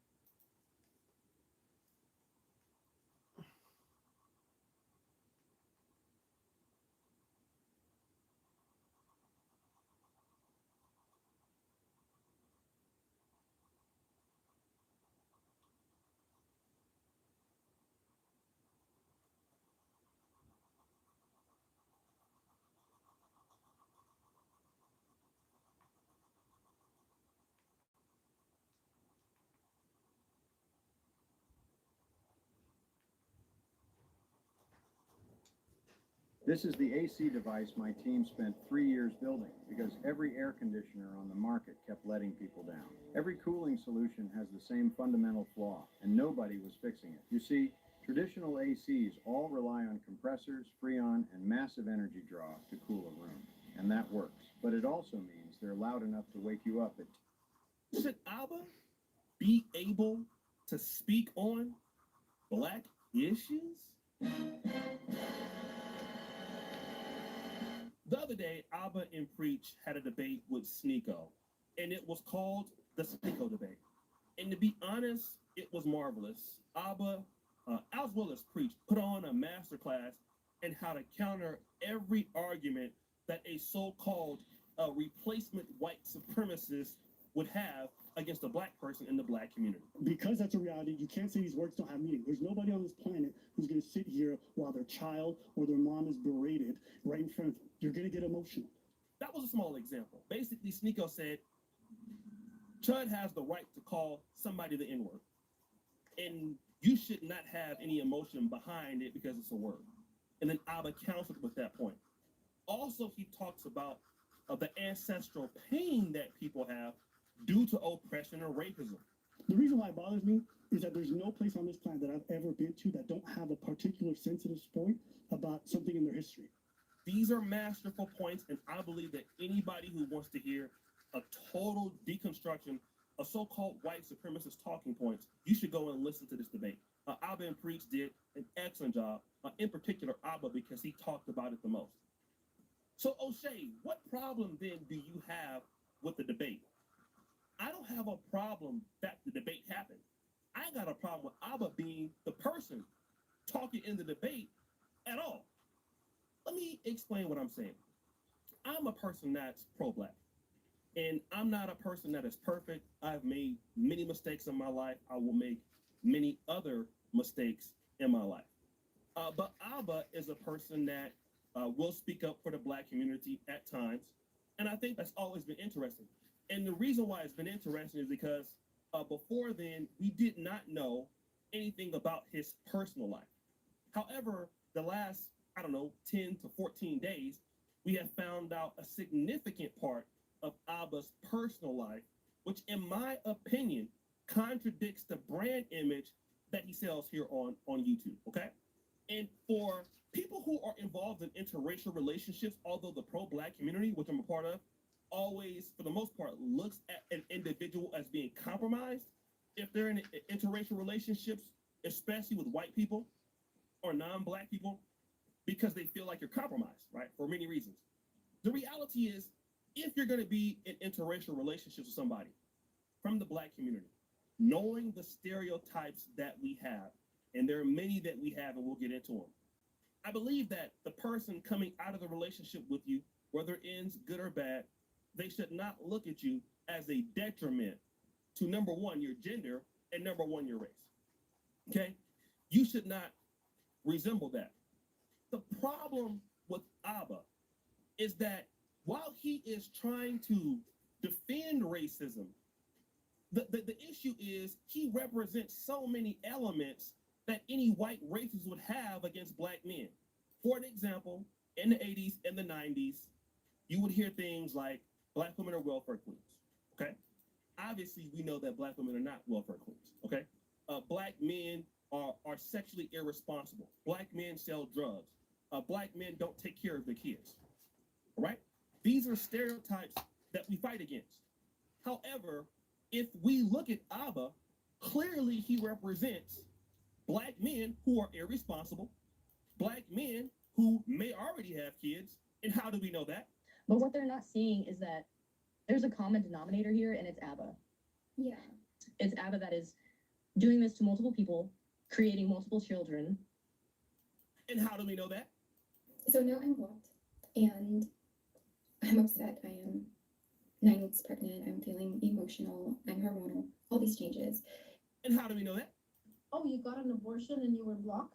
So I was like, oh, I also got an abortion and I was blocked. So how funny how that just seems to be a pattern. And he doesn't want to apologize for that. Like, he doesn't own up to anything. That's really frustrating. Those are three different non-black women accusing Abba of the same thing. A reckless black man who fits the stereotype of a black man, regardless if he's Canadian, Ethiopian, whatever it is, whatever you want to call him, of not being responsible. He fits the mold of what Sneeko in general, because his whole argument is not just using the N-word. His whole real argument is you black people are inferior and you have problems and you guys support stupid stuff like single motherhood. He mentioned black on black crime. See, these are the things that they can throw at you. So if you're a black person in interracial relationships, as somebody in the pro-black community, I urge you people in interracial relationships, do not make our community look bad when you're over there. If you're going to go to the Asian community, you should understand that you still represent the black community. You cannot afford to have problems there. If you're a person that's dealing with somebody in the white community, you cannot have problems over there. If you're dealing with somebody in the Hispanic community, you cannot afford to have problems over there. Because when you want to debate white supremacy or debate the black community, all they got to do is they don't even need to concede your points, because the person that's talking already has evidence that they are a part of the stereotype. Now, I know what you're saying. That's an ad hominem. You're not attacking his argument. You're not dealing with his arguments. I don't have a problem with his arguments. The person should not be in the argument when people understand that you are not a good representation of what you're trying to defend. You have to be a good representation of what you're trying to defend. Whenever you want to argue black policies, black issues, you ain't got to be perfect. Let me give you the next point. Everybody makes mistakes in their life, okay? The Apostle Paul in Christianity persecuted Christians, for an example. But by the time he passed or he was killed, he had probably the most effect in the New Testament besides Jesus Christ. We have Christianity because of the Apostle Paul, which means that what he was doing in the past as a persecutor of Christians, he was not doing at the time of his death. If somebody would have came and talked to me about Abba and said, you know what, Abba used to misuse white women. Abba used to misuse Asian women. Abba used to misuse women in Switzerland, women in North Carolina. Fine. But this is his behavior today. He's currently participating in that behavior now. So at the same time, while he's standing up for black people, he's destroying the image of black people by getting multiple women pregnant, at least 2 or 3 in a 6-month period. Who knows what he's been doing at that particular time before. He is really bringing down not only the reputation of black men in Canada, but black men overall. Because when they see him, it's not out of the Ethiopian, okay? No, they see somebody with a Canadian or North American accent or a mixture of it that is breaking down these very difficult terms in an abstract or surgical fashion. He's highly intellectual, which is another thing. How is the person that intelligent that makes decisions that's that stupid? How are you that high IQ? How are you that gifted? You can break down all these complex things, but you're sending the same penis video, okay, to all of the women involved. All of them have said this. And even if they are lying, the fact that it made it to this point and it blew out of control, and then you got screenshots of him begging the girls, don't tell anybody about it, please don't do that. It's already bad. So basically, you're not helping the point. Thirdly, it's performative. Okay? Avid's a gifted orator. No doubt about it. He's the best that I've seen in the commentary space, especially since I've been online. And I think that I'm pretty good. I'm nowhere near as talented as him. However, for some women out there, some of the women who are sapiosexuals, they like to listen to somebody's intellectual point of view and understand what they're dealing with. Avid is like music to some of these women's ears. So when they are listening to him break things down in the fashion that he does, and also because their topics have a wide range, it appeals to more than just the black community, unlike myself, which I'm very black-centered. It becomes performative to get those women to become fans of the channel. And then it becomes his hunting ground for the next woman that he wants to deal with. Which again, it's not a problem in what he's doing, because all of the women that he's meeting, from what I understand, were Avid Preacher's subscribers. The problem is that whatever you were doing with them, it got back to us. So now we all know about it. And it's so bad you have to make multiple videos defending it. Now, any white supremacists are white supremacists in whiteface or in mixed face like Sneeko. When you sit back and you deal with somebody like Avid, can you take what he's saying serious? None of us are perfect, but you're still participating in behaviors that belittle black men to other groups. You literally are taking your problems to people in other communities. Yet you have the audacity to unmitigated gall to talk about black issues as if you really care. Because if you necessarily cared, your behavior, what you do, would be different. And it's not that he doesn't have the ability to behave better. He's a person of high intellect, high intelligence. Things you would expect higher from people who have that God-gifted ability to understand what they are doing wrong. Like lying to your audience is necessarily wrong. I mean, we all make mistakes, but he lied about a lot of stuff. I don't want to go into it like that, but a lot of those things he didn't tell the truth. It was obvious that those women made him cover territory. And then now you want to come up and try to, talk about the black community issues, when really you should refrain from that. What you should be trying to do is to make sure that your public image, number one, as Avid, should be in good standing, as much as you can. Number two, as a black man in Canada, that when you go out and make those mistakes with these other groups, you don't just make the stereotype worse for yourself, you make the stereotype worse for every black man out there.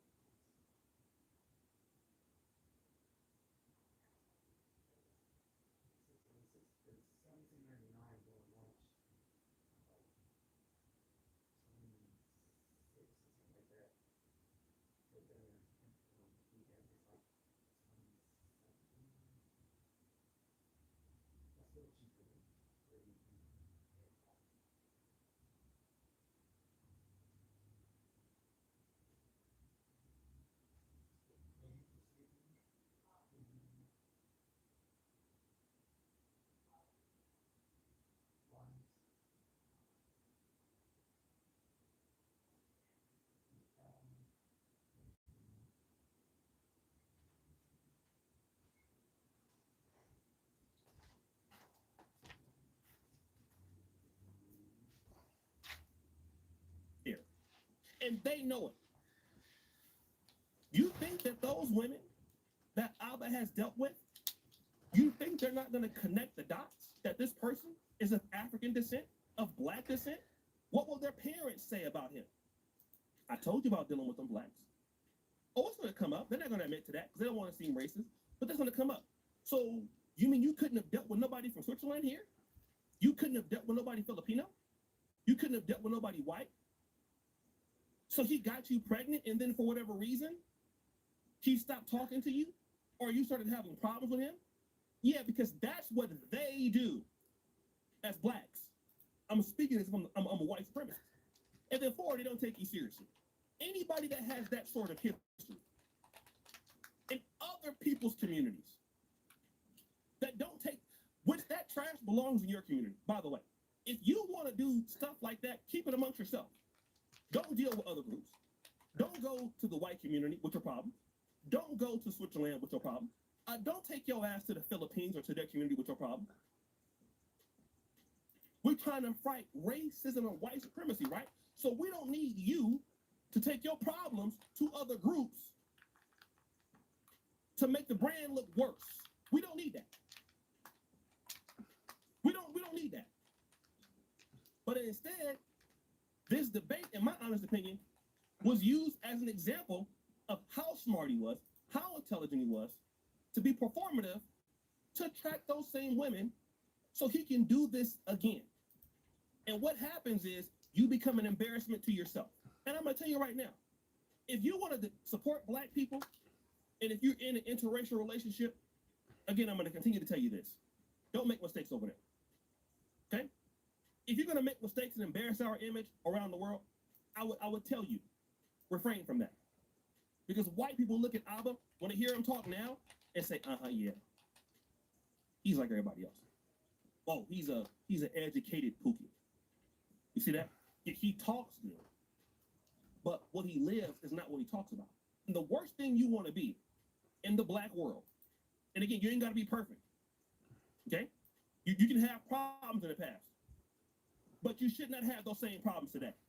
And the fact that you have those same problems today, that is not a good thing. You should refrain from those issues. And then you're going to have some of you guys out there, oh, I don't want to hear what you're talking about. They just white girls. They just Asian girls. Let me tell you that I've seen those comments. People have those comments.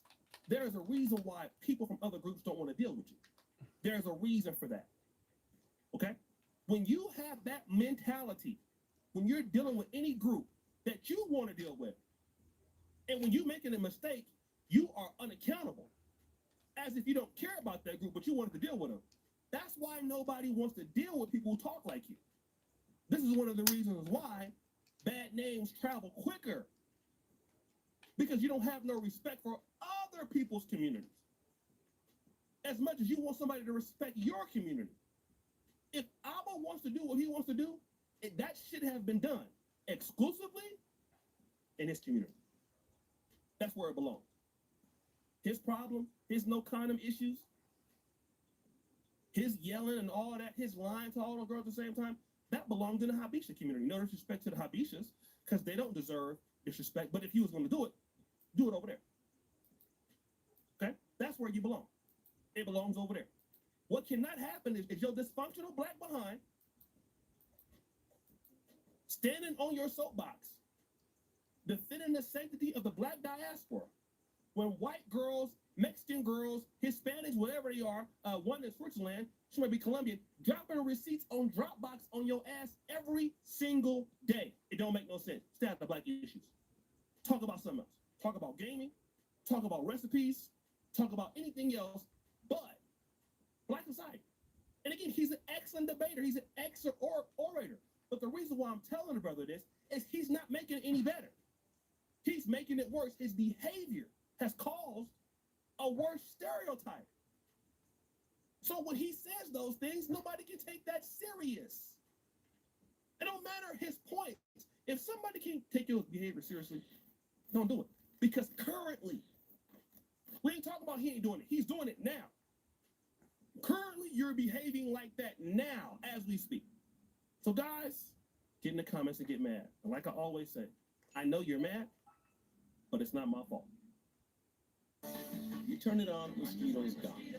Thermacell, your new way to keep mosquitoes away. Oh, we're gonna be neighbors. Yep, that's about my LLC. What's with all the hands?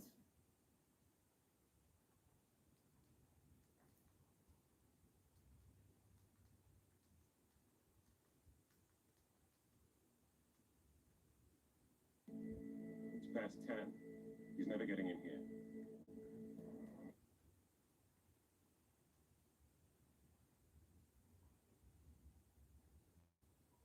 Then we love your style. You sorority Frank. The boosters, like you. Who's a booster? Somebody that steals clothes from a store and sell it at a discount price? It's like community service. Yeah, I have no clue. Hello? Click, click, click, click, click, click, click, click, click, and I just let her go.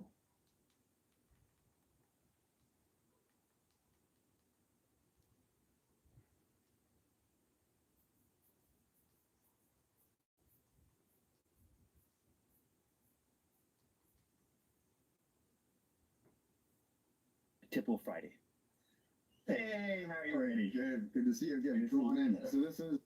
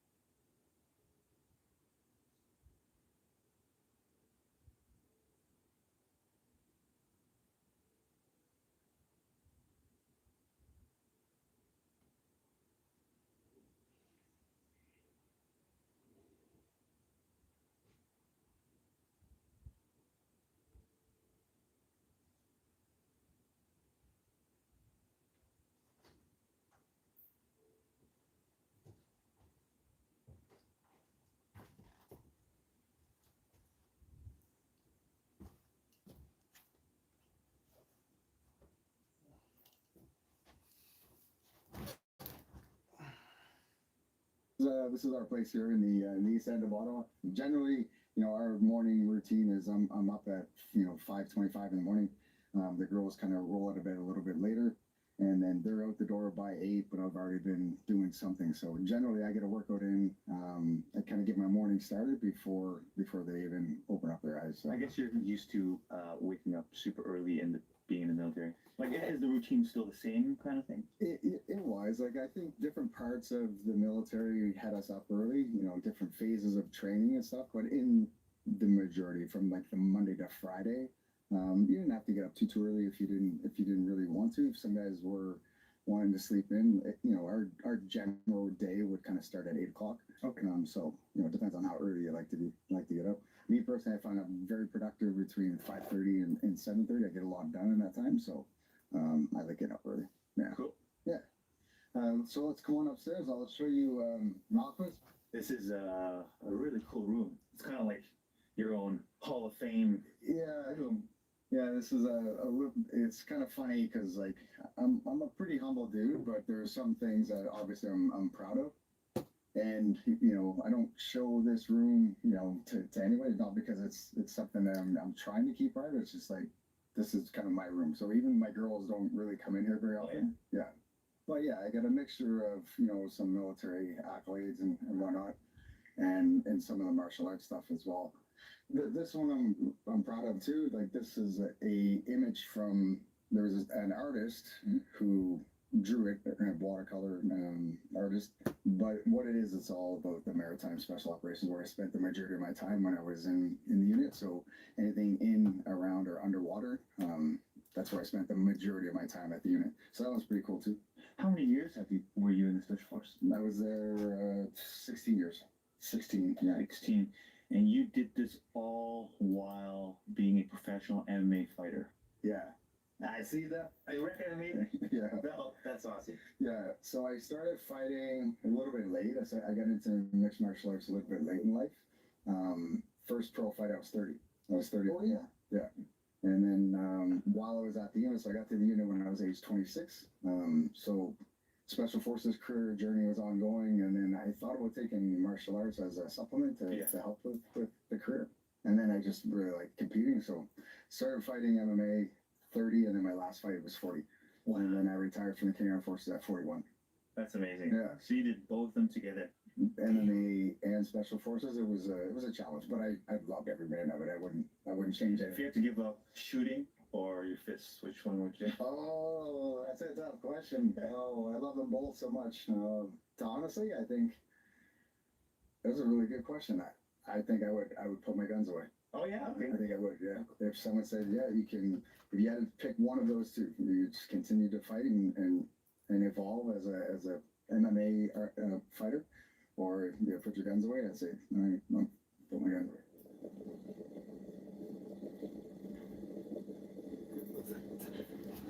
What keeps you motivated to stay, not the word healthy, but in great shape now that you're not fighting anymore or in the Special Forces?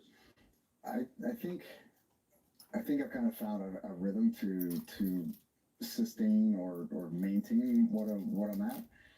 I would like to be working out a little bit more. I'd like to be on the mat a little bit more, and not to make excuses, just my schedule's pretty wild. So I would say some things are non-negotiable. Like I will break a sweat every day. What that looks like will be different. So I have a gym downstairs in my basement, so I'm very fortunate. There's no excuse for me not to be able to work out.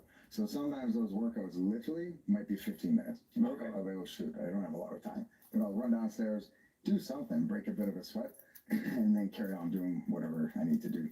Every single day, there's got to be a moment in the day where I break a sweat. Why?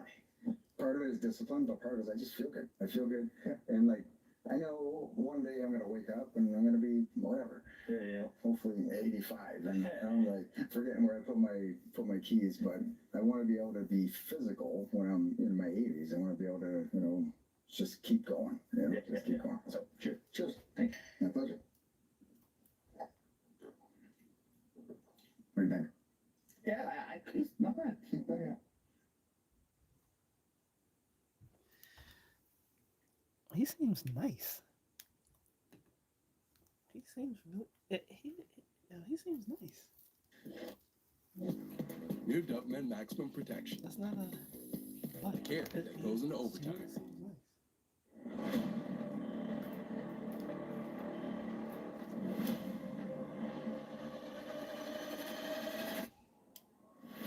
Ticks, thoughts. I manage to suppress them most of the time.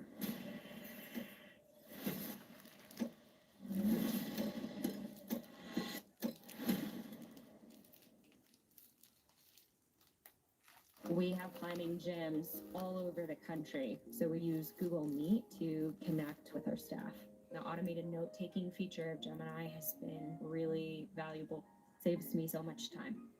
We're never going back.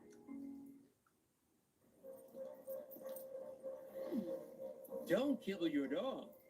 Oh, hey, Dr. Marty. Hey, Beth. But what's wrong with this? It's premium stuff. Let's check it out. It's still kibble. And even the best kibbles still get kibbled, which means they're ultra-processed at extremely high temperatures that destroy the nutrients in the food. Then they have to add synthetic nutrients back in just to meet label requirements. Are they all like this? Sadly, they are.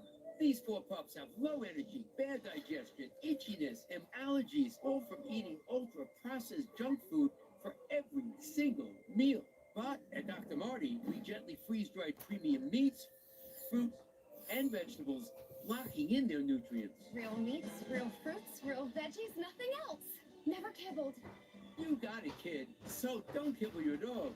Dr. Marty will make your best friend healthier, and they're gonna love it, guaranteed. And it's available at your local pet store. So this is your morning routine? This would be a morning, yeah. And you would say you do this every day? I try every day. The workout itself might change. Might change. The amount of time might change. Sometimes literally it might only be 15 minutes, but sometimes it'll be a good, like, legitimate 45 to an hour. Today, what I have in store for us is more about like quicker iterations, not a whole lot of heavy load pushing, but time in between each segment will be quick. More cardio. Yeah, so keep the heart rate up. Keep the heart rate up a little bit. But yeah, to answer your question, like, there's absolutely no reason that I shouldn't be fit. Yeah. When having this accessible, if I'm unfit with this, literally under my my basement, there's a problem with my discipline, right? You guys hear that? Yeah. Okay, so what we're gonna do is we're gonna do 30 seconds of battle ropes. So drop the rope, take a breath, and then whatever grip that you would like to execute, and then just be cautious of your head. Okay. Right. So from there, carefully your feet drop down, so we're not rolling our ankle on the rope, and then we're on the treadmill. So a treadmill is self-generating, so you don't have to do anything other than just get your feet in motion. So this will give you the time. So at a steady pace, it's not a full-on sprint, but we want to keep the heart rate elevated. And how are we going to see time, or we'll chase each other? Yeah, chase each other.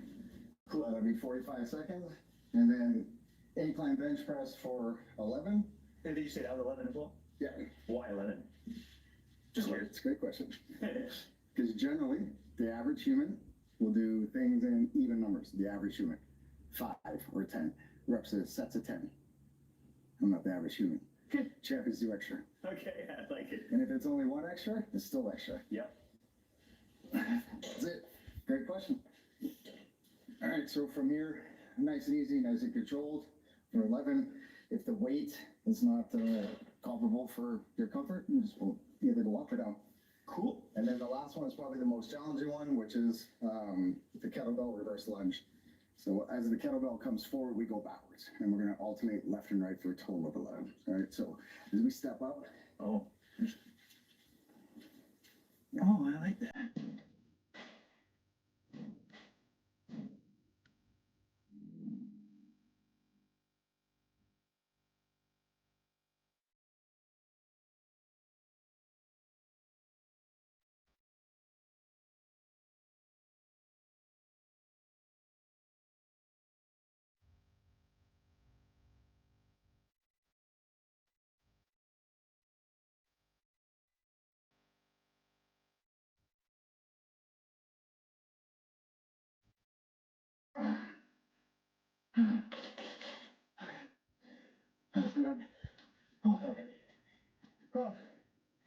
It's hard when you do one after the other.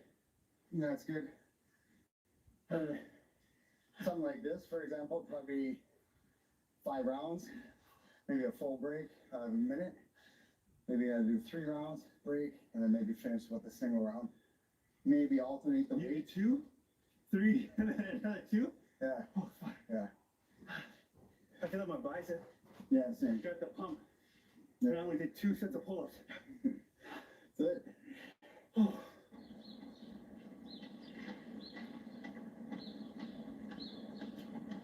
All right, guys, so this is kind of my second home. This is J.A.C. Baja, so myself and Jeff, we have the luxury of a few athletes that we're going to train with, as well as my wrestling coach, Sergey. So we'll get warmed up here. I teach the technique. Sergey will teach the technique, and then we'll break down the training session to do a little bit of wrestling, a little bit of shoot boxing, and then we'll finish off with some MMA.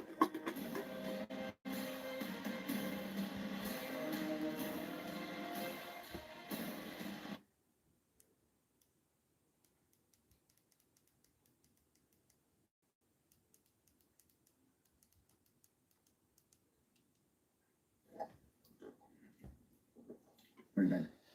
Yeah, I think it's not bad. Not bad.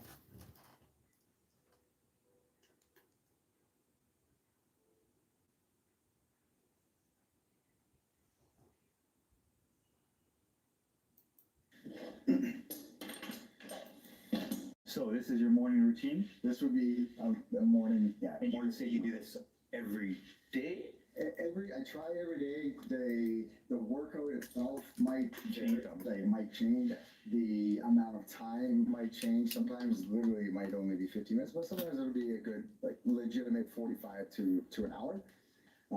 Today, what I have in store for us is more about like quicker iterations, not a whole lot of heavy load pushing, but time in between each segment will be quick. More cardio. Yeah, so keep the heart rate up. Keep that heart rate up a little bit. But yeah, to answer your question, like there's absolutely no reason that I shouldn't be fit. Yeah. When having this accessible, if I'm unfit with this, literally under my my basement, there's a problem with my discipline, right? Yeah. Okay, so what we're gonna do is we're gonna do 30 seconds of battle ropes.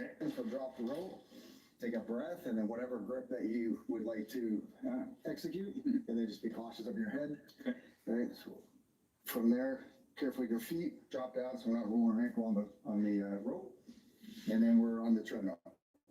So treadmill is self-generating, so you don't have to do anything other than just get your feet in motion. So this will give you the time. Okay. So at a steady pace, it's not a full-on sprint, but we want to keep the heart rate elevated. And how we gonna see time, or we'll chase each other. Okay, chase each other. Cool. That'll be 45 seconds, and then incline bench press for 11. Did you say that was 11 as well? Yeah. Why 11? Just weird. It's a great question.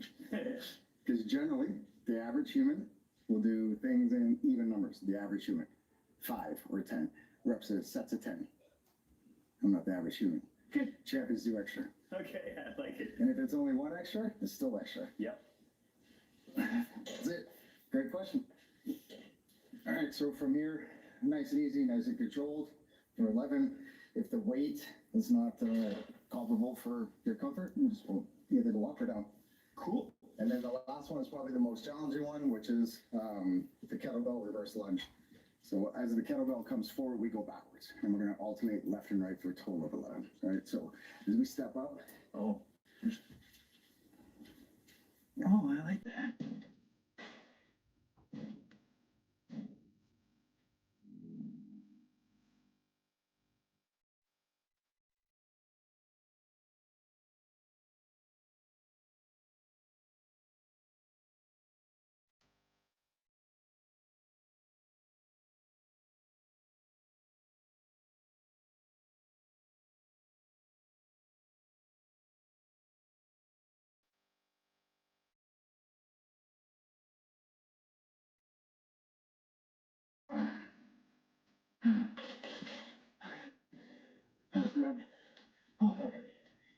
Oh, that's hard when you do one after the other. Yeah, that's good. Something like this, for example, probably 5 rounds, maybe a full break of a minute. Maybe I do 3 rounds, break, and then maybe finish with a single round. Maybe alternate the weight. 2, 3, and then another 2? Yeah. Oh, fuck. Yeah. I feel like my bicep. Yeah, same. Got the pump. Yeah. And I only did 2 sets of pull-ups. That's it. Oh.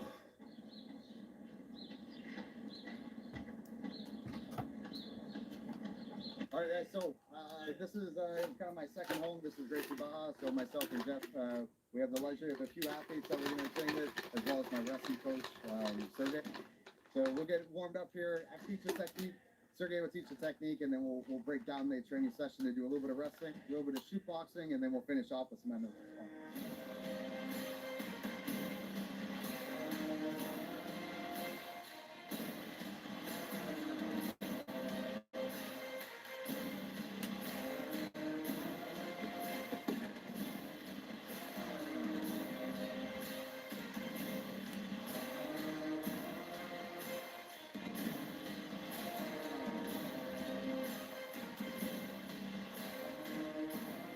Just finished up a pretty good session here with Jeff and a few of the athletes at Gracie Baja Ottawa City Center.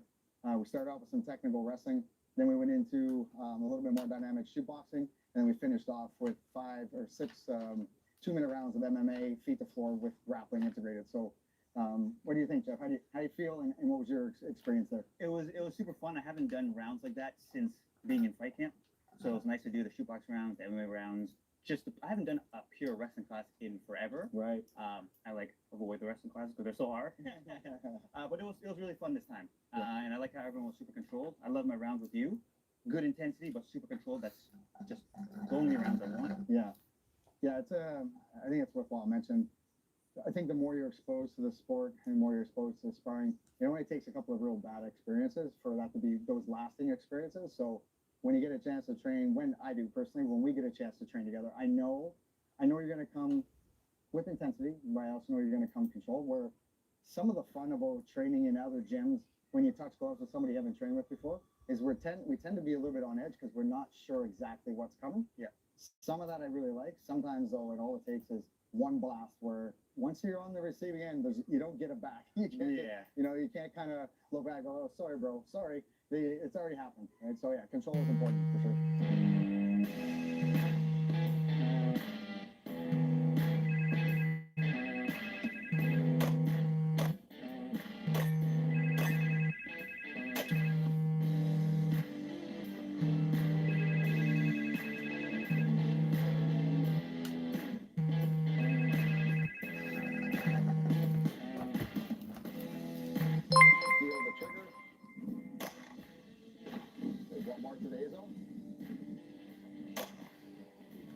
Finger on the frame, and then holster up. Nicely done.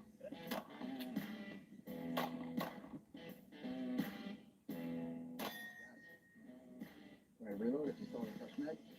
Yep. Another one on the steel. Beautiful. All right, so we just finished up a little bit of firearms training with Jeff Chan. Any opportunity we get to share the benefits of safe firearms handling. There's a lot of folks that the firearms industry in Canada is pretty huge, but we're pretty quiet. So any opportunity we get a chance to get out here, it's safe, it's in a controlled environment. It's just something that, good skills to have, just very similar to anybody that has a hobby as golfers. They like to go golfing, we like to go shooting. So what we did is we covered a little bit of firearm safety, a little bit of range safety, we did some pistol work, and then we finished off with a semi-automatic shotgun. That was super fun. How did you do? You did well. I'm not surprised. Jeff learns quick. So give him a couple corrections based off, the grip, based off the way we're pressing the trigger. Didn't take long to get him dialed in pretty quickly with the shot placement. So very well done. Thank you.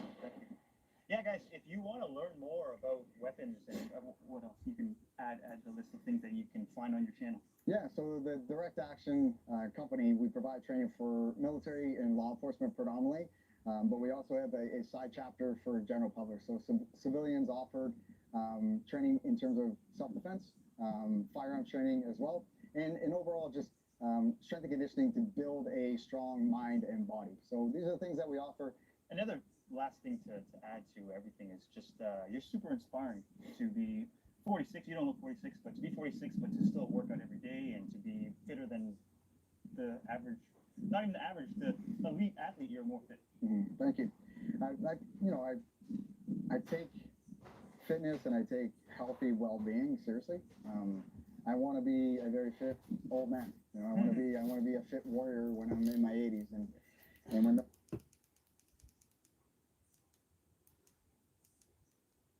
environment, it's just something that good skills to have. Just very similar to anybody that has a hobby as golfers. They like to go golfing, we like to go shooting. So what we did is we covered a little bit of firearm safety, a little bit of range safety. We did some pistol work, and then we finished off with a semi-automatic shotgun. That was super fun. That was super. How did you do? You did well. You did well. Like, I'm not surprised. Jeff learns quick. So give him a couple corrections based off, the grip, based off the way we're pressing the trigger. Didn't take long to get him dialed in pretty quickly with the shot placement. So very well done. Thank you. Thank you.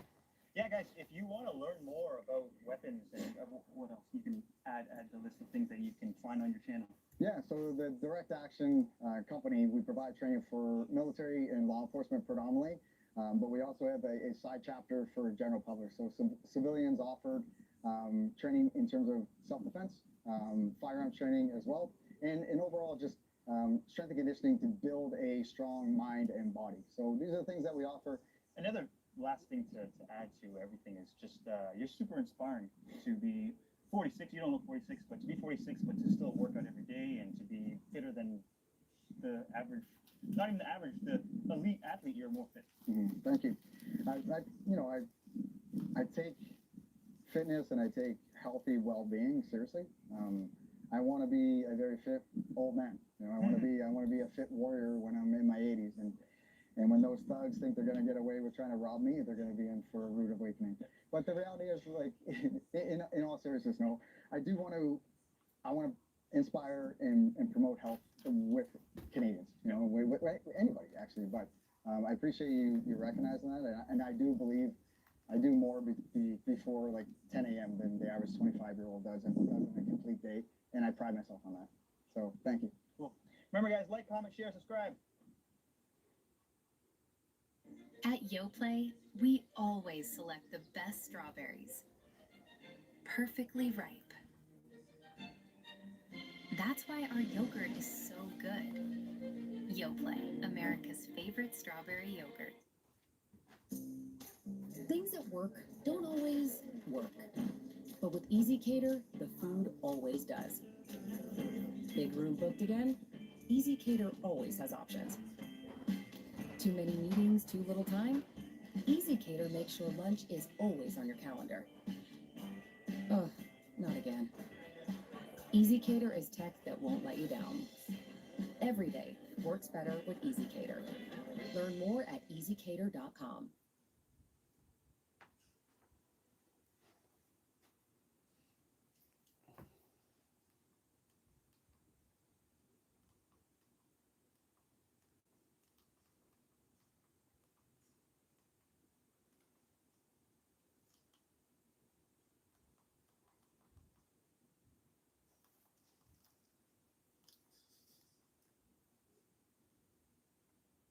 Now this is just the sweetest wallet I've ever seen. GPS trackable, trigger engaged, and RFID protected. Yeah, I have no clue, bro. Hello? Hey, Pokey Bear. I miss you so much, baby. Who is this? You are so crazy! You literally came into Cheesecake Factory and gave me your name and number like 30 seconds ago. Babe, that's so you. Yeah, we already got our table already. Is this the host? Oh, see? That's what I love about you, babe. You know me so well. I don't know nothing about you, lady. Oh, you don't know me, but you can come up inside me raw You? and just fill me up. Oh, no, that ain't never happened. Really? I'm pregnant. It's your baby. Why are you doing this to your family? Huh? Right after we were supposed to get married in Martha's Vineyard tomorrow. My parents are flying out for this as we speak. I ain't know nothing about none of that. So now I'm crazy. Yes. So I'm crazy. Yes. So am I such a crazy bitch? How about I put this barrel to my temple and blow my shit clean off in front of all these people? Since you don't care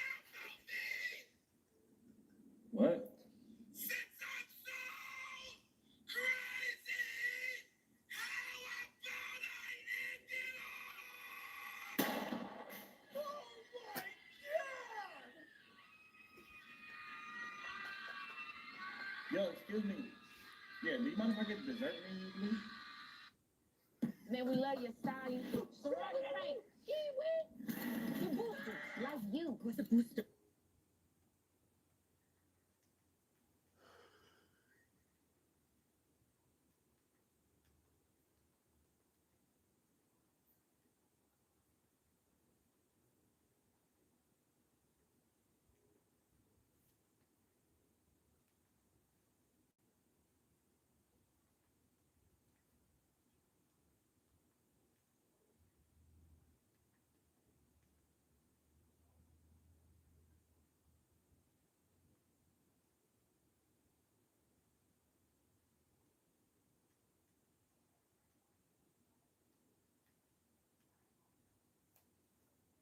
King Kong ain't got shit on me!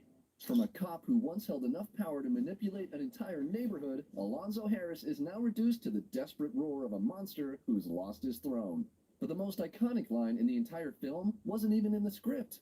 Even Sarah's nude scene was something she personally suggested to make the truth feel even more raw and exposed. And the craziest thing of all is this. One day, the entire Training Day crew got trapped in the middle of a tense standoff between two real gangs. This is Training Day 2001, a film where real-life danger slipped directly into the frame. Watch until the end of the video because I have a bonus for you. Number 12, the film was inspired by real corrupt cops, the Rampart scandal. You're standing inside Roger's wooden house with dim yellow light seeping through the walls. Alonzo Harris stands there with an ice-cold face, his hands gripping a gun tightly, no longer looking like a police officer carrying out justice, but like a man whose sanity has been swallowed by money.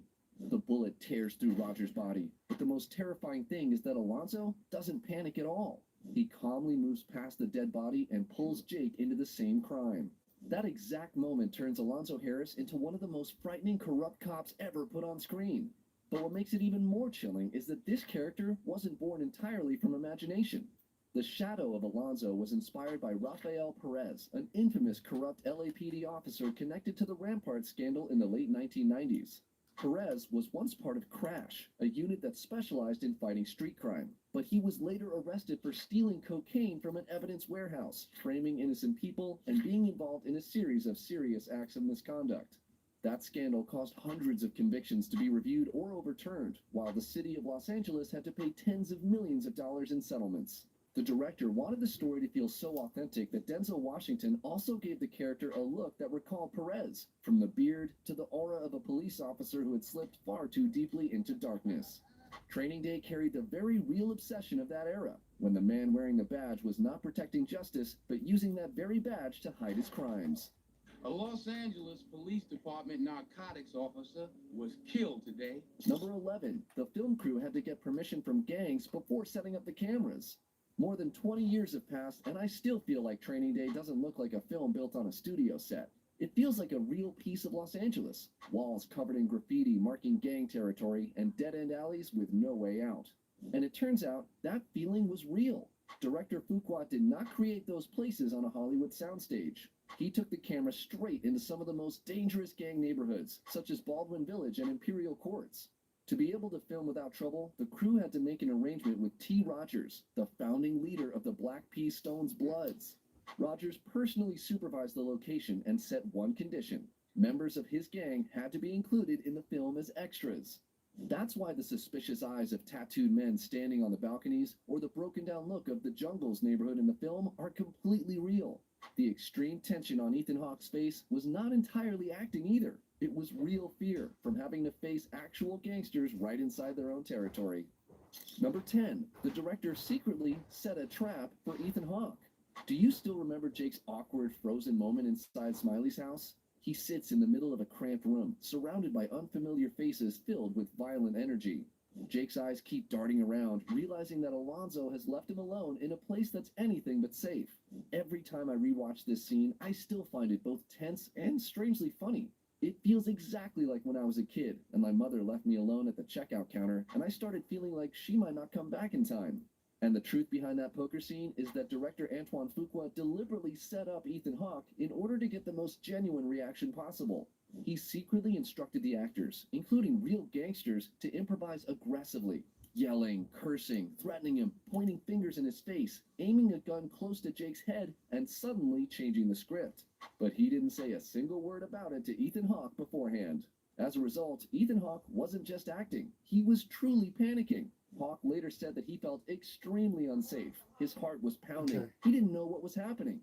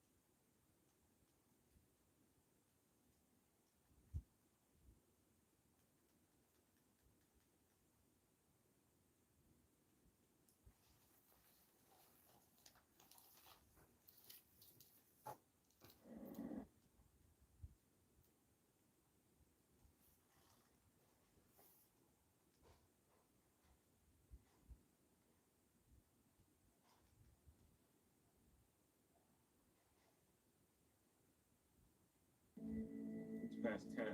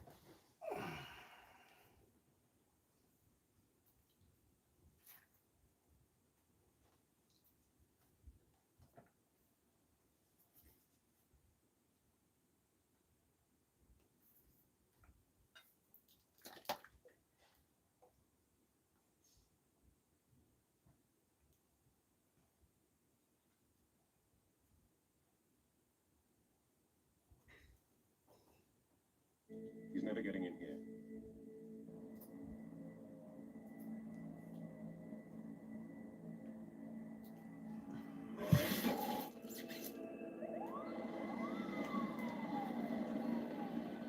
All's clear. Yeah.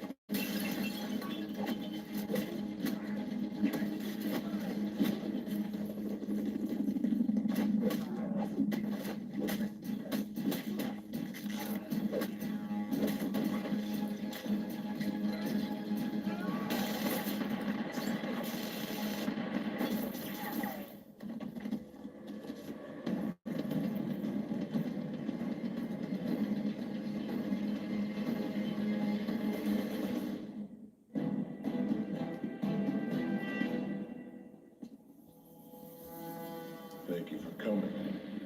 After the warehouse, I knew I'd have to do something dramatic to get your attention. What do you want with me? What any archer wants. To see who's better.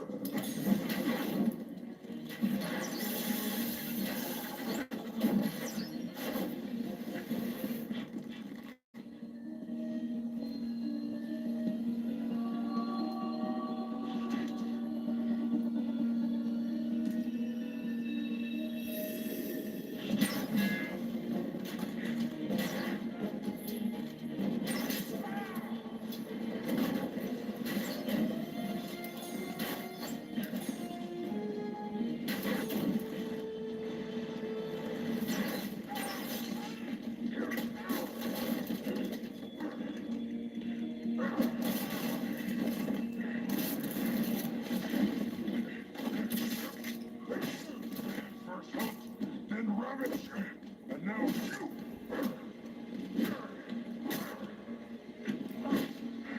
I know about the list, and the man who authored it wants you dead!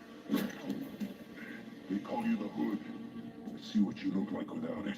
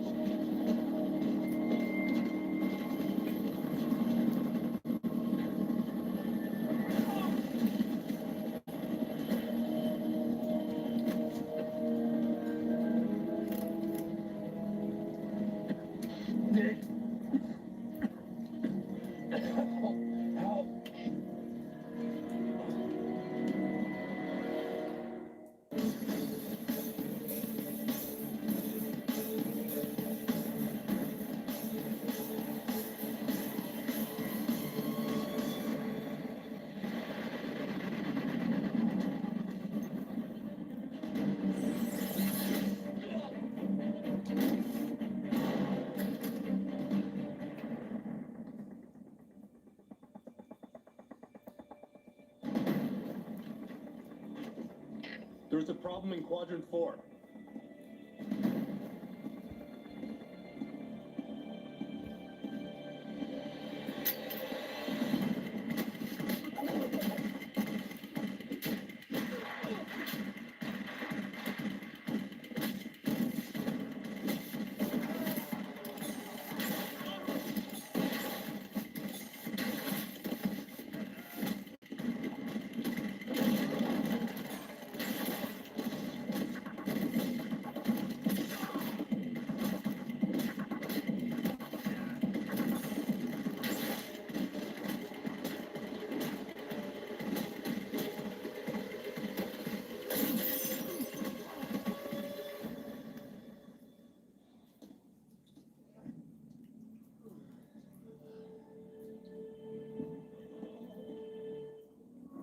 Very well.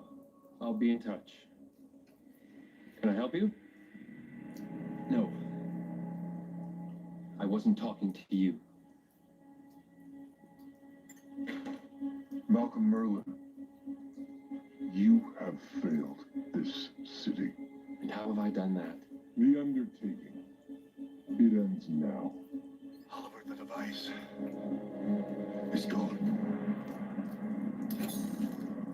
Where's the device? Safe. I don't know how you got that Trojan onto my system, but it prompted me to take precautions. There is nothing you can do to stop what is about to happen.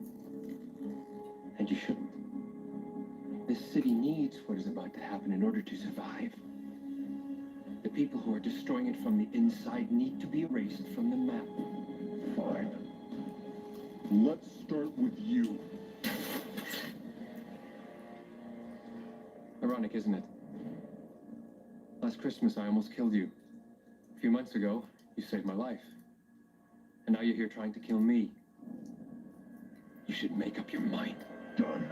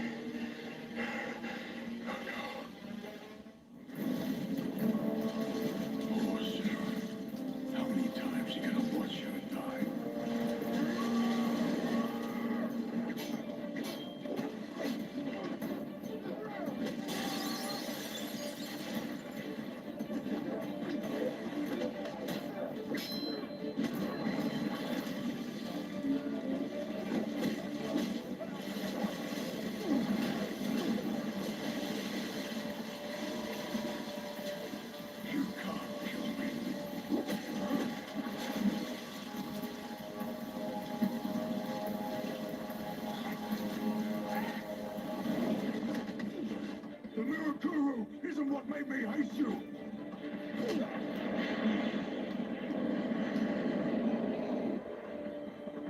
The end is near, but maybe I'll be merciful enough to see your city.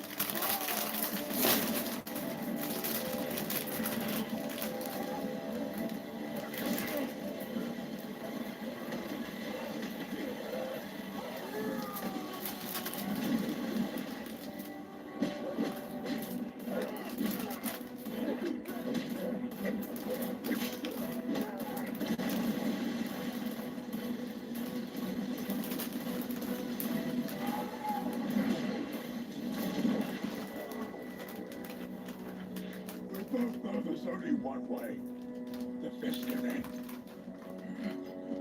To beat me, kid, you're gonna have to kill me. But in a moment of my death, you'll prove one thing. That you are a murderer.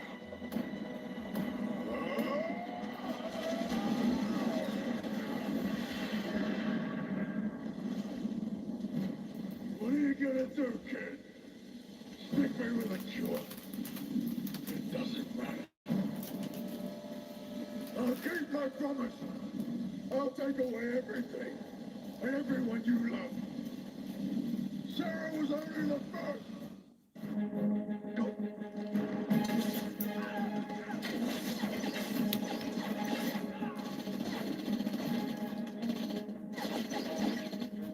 August, they know we're here. Which is why I got a bunch of Renner soldiers to secure the perimeter. It's amazing how cheap you can buy an army for in this country.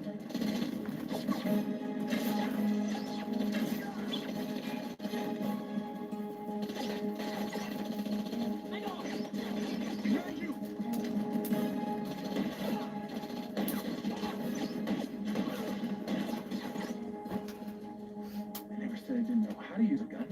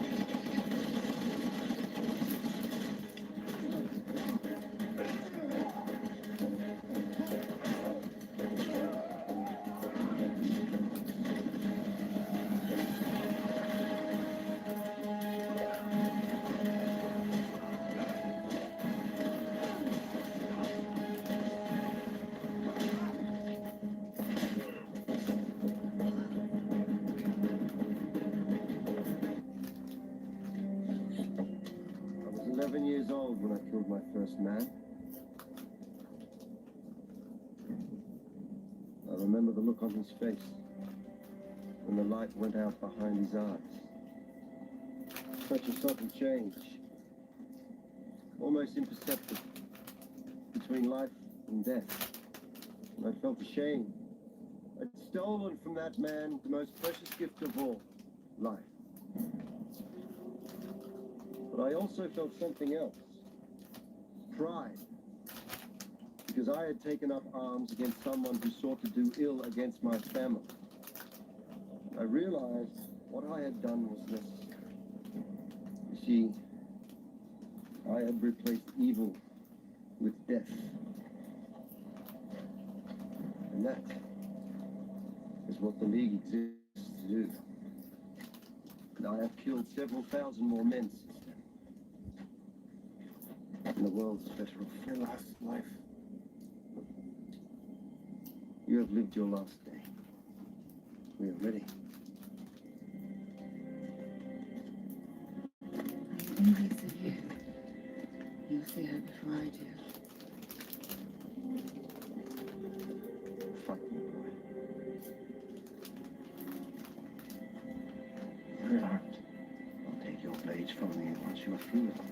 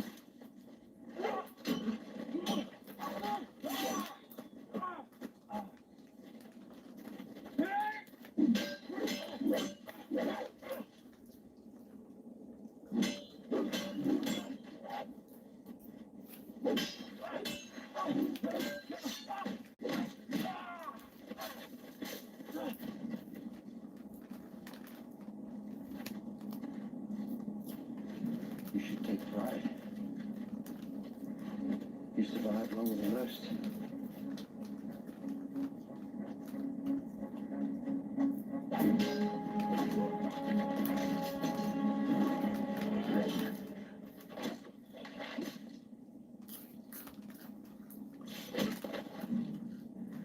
Don't be afraid, my son. Death comes for us all. We can only evade it so long. Consider this an honorable exit.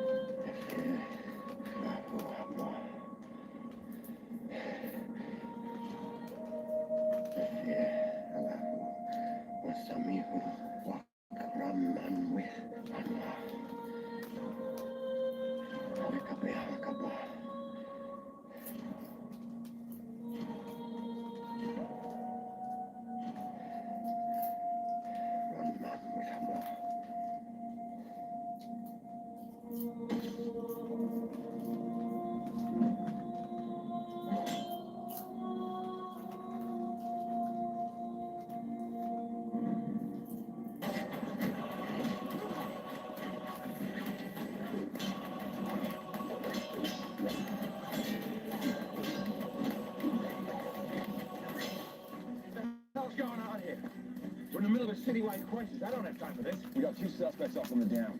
Don't know why they're fighting each other, but the chief says they're responsible for what's happening. He's ordered me to take them out as soon as I have a clean shot.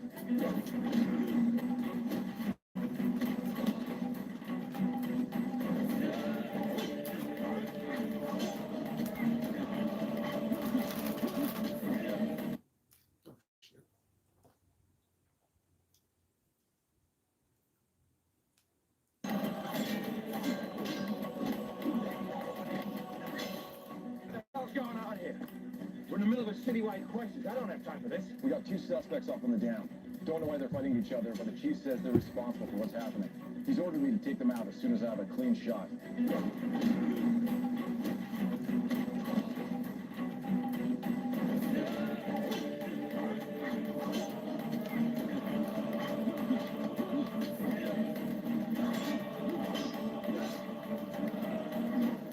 Something has changed within you, boy. Your will to live burns bright, and yet you rejected my offer of eternal life. What you were offering wasn't living.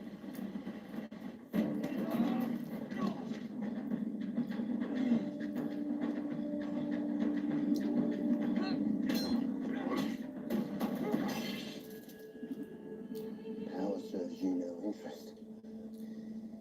You'd rather love. A man who condemns his daughter to death wouldn't understand. Detective, Captain, We got a problem. you're gonna have to be a lot more specific. I'm pretty sure your boys are starting City Dam, and I got officers not listening to me, getting ready to shoot him. Now, despite what I think about your guy, I don't want to see him killed when I think he is trying to save this city. But unless you order up a miracle pretty quick, that's exactly what's going to happen. Gun number 4. Hold on a second, John, we have a new problem. You have to get to Starling City Dam, you have to fly. I'm still gluing the operating code to the nanotech, and I'm still rewriting on the fly. I can't leave the station. Why? Oliver's in trouble, he needs your help. Felicity, if I can't get the nanotech to disperse the inoculant, thousands of people in this city will die. What? No! Ray, Oliver! It's one life against the cities. I'll all the video. Unlike you, thousands of honorable men will mourn my death when I leave this earth. No.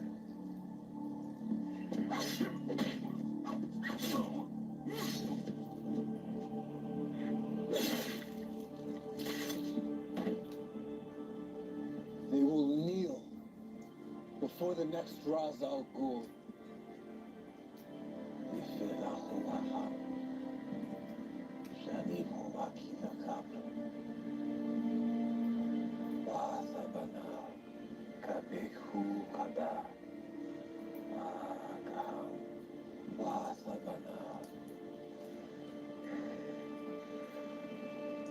I knew I chose well with you, boy.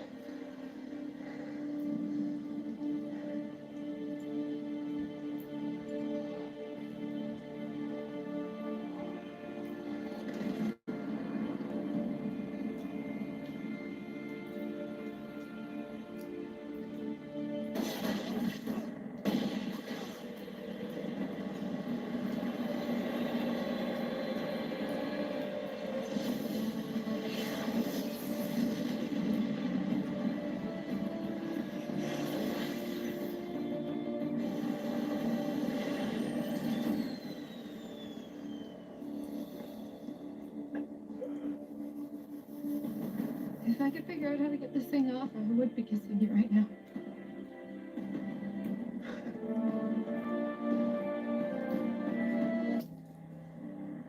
Adrian. You shouldn't be here. How else was I supposed to find out the truth? You killed all those people. It's not that simple. You killed them. It's simple. I know.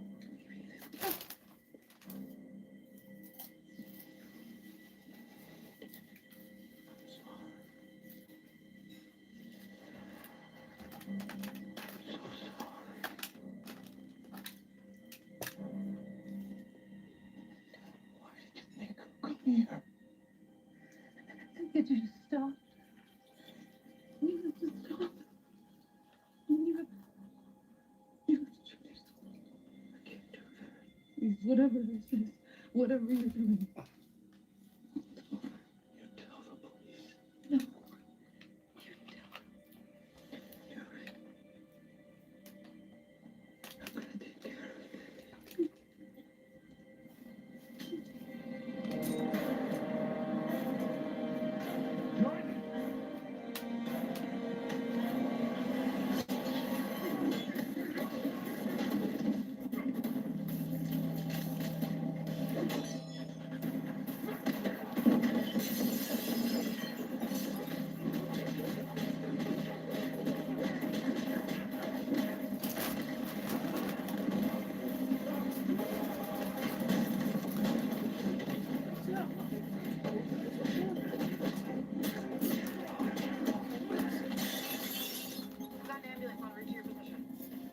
Oh my God. All over there with J.A.C. Go help him now. Go!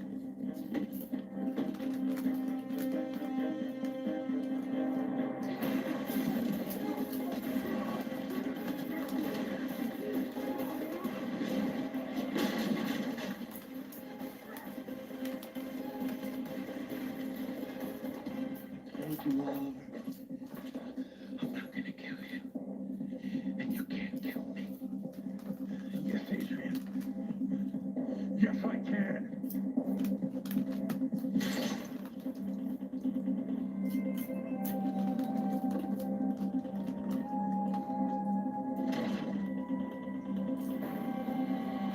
Last chance. Go home. And stay there. All of you.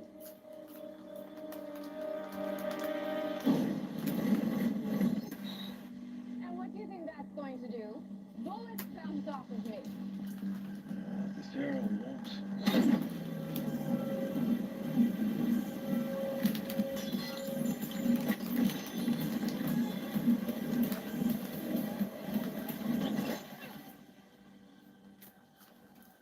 Is that a kryptonite arrow?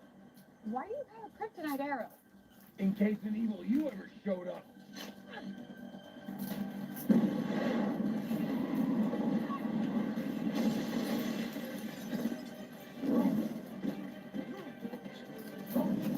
Get the prism out of here!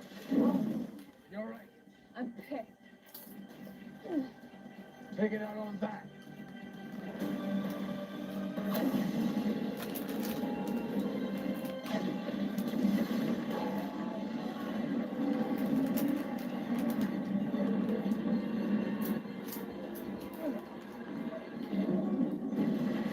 It's gonna fall. All right, give me over there.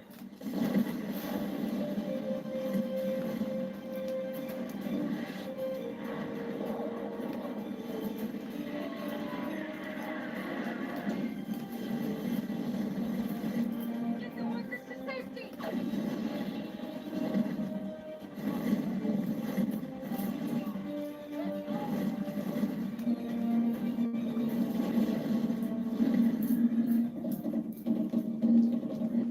We need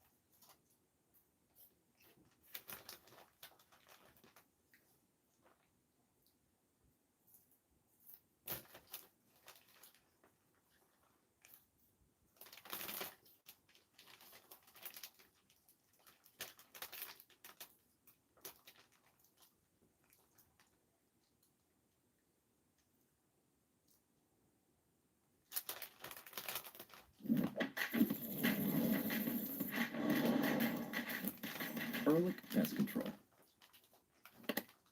Eyes up here. It's called the Grooville torture. Let me tell you about it. What up, y'all? Give it up, everybody who's seen tonight. Show them some love. Give it to them. Like Ryan said, I'm on a Kevin Hart roast on Netflix next week, so I need to work on my shit. Y'all want to hear it? All right, cool. I only need one thing out of y'all. One thing I need out of y'all is when I say a person's name that's on the panel, just clap. So if I say Eddie Murphy's here, all right. That's all I need from y'all. All right, here we go. For the last one already. Hey everyone, I'm probably the most unrecognizable face up here. I have a TV show, but it comes on BET. I've been working with Kevin for 25 years. This motherfucker, yeah. Not yet. I'll say such and such shit. Right, y'all ready though? I like that. Okay. I've been working with Kevin for 25 years. This motherfucker said he put me on this roast because it can help my career. You could have helped my career by putting me in a movie 15 years ago. You about to do Ride Along 3 and I still ain't rode along. You think I can't act or something? Shit, I've been acting like I like you for years, motherfucker. So now your gift to me to help my career is letting me come up here and talk about you. Ain't that a bitch? Look at you over there. All proud like a father that finally showed up on draft night.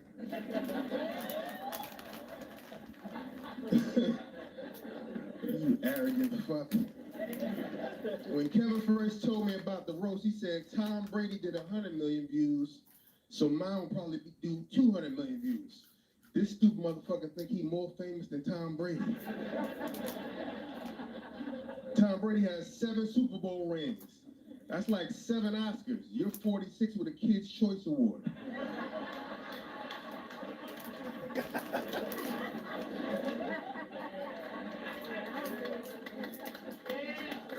You don't have an Oscar, an Emmy, a Tony, or a Grammy. The only Grammy you had died in 1985. Hey.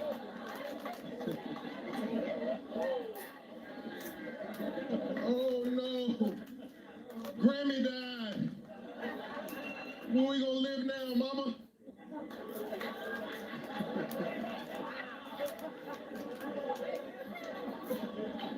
Only thing you and Tom Brady got in common is you both love your career more than your wife.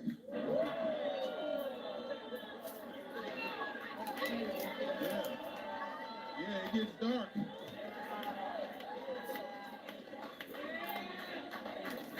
Cam, did you know that you're only the second black person between Comedy Central and Netflix to be roasted in the last 30 years? Yeah, just you and your brother, Flavor Flav. This guy's a fucking scam artist. He's playing us. How the fuck you promote fitness and tequila?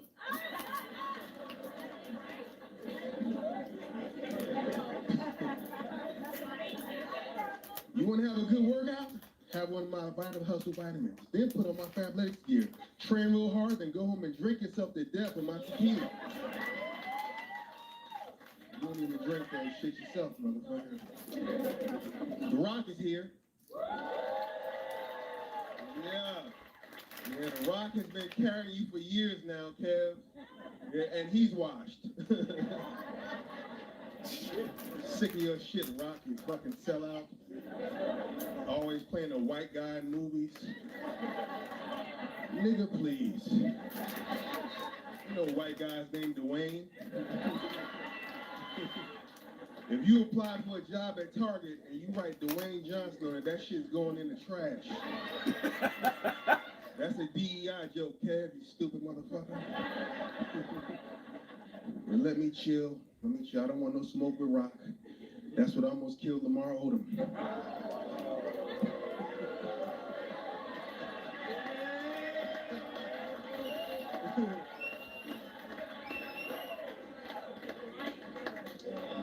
Yeah. I love how much I can bundle and save on insurance and Liberty Bibbity. And I love that you love how much you can bundle and save. I love that you love Liberty I love that you love that I love that you love to bundle and save. Only pay for what you need. Liberty, liberty, liberty, liberty.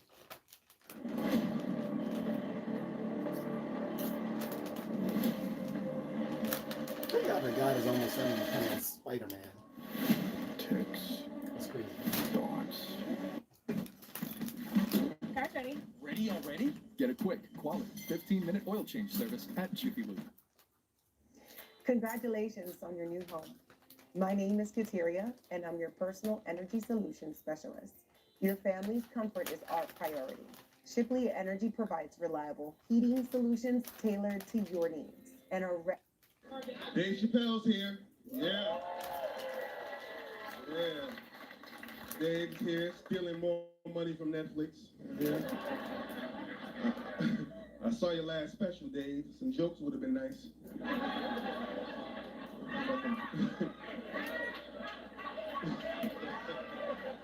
Fucking hour-long speech. You the reason why the subscription go up every 6 months. By the way, Dave, Kev hates you. Yeah, I'm around him all the time. We can't even say your name. It's fucked up. He hates you more than the transgender community. Yeah, I actually don't know why the trans hate you. They should know that you, of all people, don't have a problem with them. You're married to a Filipino ladyboy.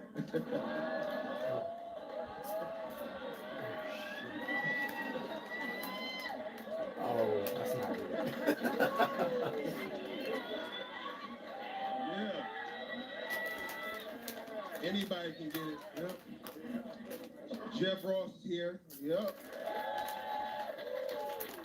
Jeff is here collecting his one check for the year.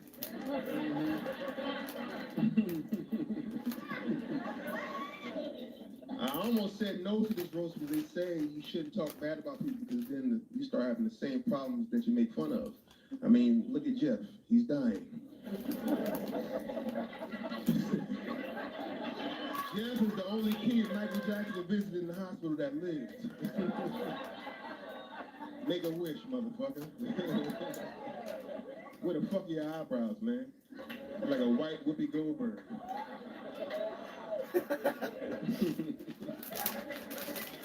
Chelsea Handler's here. Chelsea Handler, or I like to call her Chelsea Handjob. Yeah, Chelsea made it out. Look at you over there aging at the speed of light.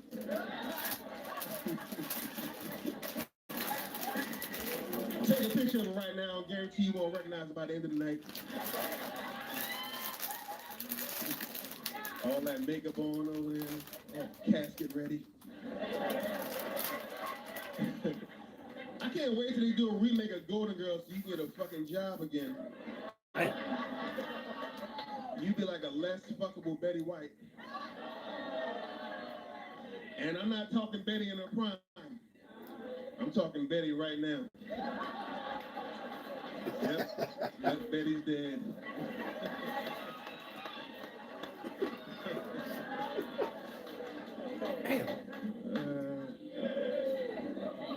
We got one of the kings of comedy here, Cheryl Underwood.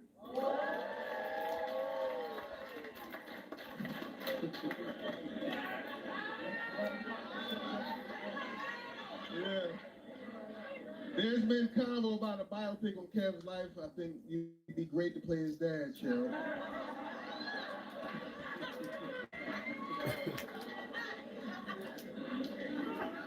Draymond Green is here. What the fuck is this guy doing here? What the fuck is Draymond doing here? Over there ready to foul somebody. Why would y'all book this motherfucker? You know he can't take a joke. Stupid ass name. What the fuck is a Draymond?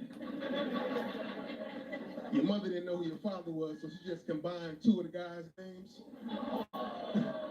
Who the daddy, girl? I don't know. It's either Andre or Lamont.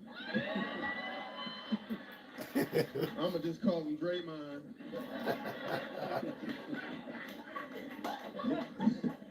Your name sounds like an ugly paint color. I was thinking about doing the basement Draymond Green.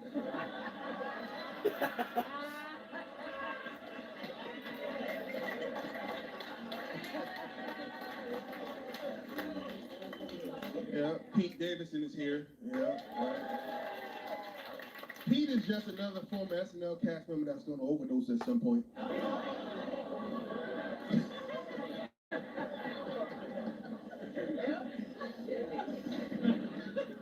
right, let me go ahead and bring it home. Bring it home. There's been many barriers broken in Hollywood.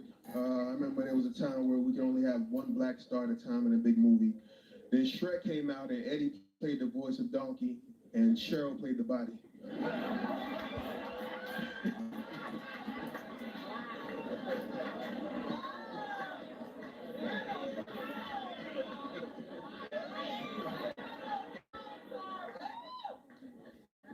So they said I gotta say some nice shit at the end, so here it goes. Kevin, you have not only been an inspiration to me, but to all comics and black people as a whole, because you didn't stop at just being a great entertainer. You became a mogul, a businessman, creating generational wealth for not only your family, but also your employees. When slavery ended, black people were promised 40 acres and a mule. Well, we didn't get our 40 acres, but we got our mule. That's me, man. I'm done. Thank y'all. Peace. Oh, I'm going to call that man's wife a lady boy, though. That might be a little too far. We understand why you're frustrated. Healthcare costs keep rising, but paychecks aren't keeping up. Maybe it's time for big pharma and hospital monopolies to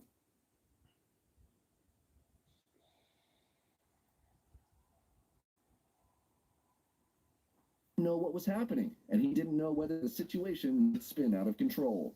The confusion, the trembling voice, the fearful eyes, and the sweat on his forehead in the film mostly came from his real reaction in that moment. Thanks to Fuqua's surprise tactic, the audience couldn't take their eyes off one of the most intense and realistic moments in the movie. Number 9. Eva Mendes personally suggested her boldest scene. This is Sarah's most helpless moment, completely naked, trapped between two dangerous men with only the barrel of a shotgun pointed straight at her. But originally, the scene wasn't that bold. Eva Mendes, the actress who played Sarah, once shared in a 2014 interview that she herself was the one who suggested this idea to Antoine Fuqua during filming, and he agreed. For Eva, the scene wasn't meant to show off or create cheap shock value. She said, "I've never had a problem with nudity, but I don't do it if there's no reason. I'm not an exhibitionist, but honestly, for my art, I would do almost anything." And that moment made Sarah, although she doesn't appear much in the film, leave behind a deeply haunting feeling. A woman trapped inside the dirty, dangerous, and controlling world of Alonzo Harris. Number 8, Denzel's iconic line, "King Kong ain't got shit on me." King Kong ain't got shit on me! Can you believe it? Just one short line of only a few words from Denzel Washington created one of the most legendary moments in American film history. Imagine Alonzo Harris standing in the middle of the street, surrounded by a crowd of local residents with everything collapsing around him. Instead of panicking or begging, he lifts his head high, his voice filled with arrogance and madness, and roars, "King Kong ain't got shit on me." That line hits like an explosion. Arrogant, terrifying, and darkly funny all at once. It quickly became the symbol of Alonzo Harris, a monster of power swallowed by money and ego.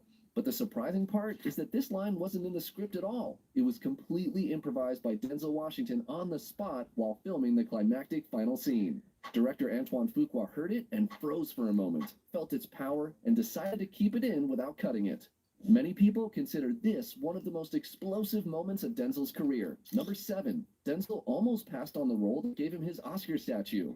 Return to that cold night in 2001, on the empty road where Alonzo drives his Monte Carlo away from the neighborhood in desperation. Suddenly, a storm of bullets flies straight into him. Alonzo's face shows absolute terror, his eyes rolling wide, both in pain and still trying to hold on to his last bit of arrogance. It's an iconic ending for a man who spent his life using fear to dominate others, only to finally die inside the very world of violence that he himself helped create. Every time I rewatch this scene, I almost always lose sleep that night, because it stays in my head.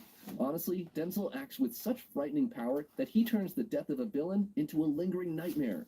But the shocking thing is that this role almost didn't belong to Denzel.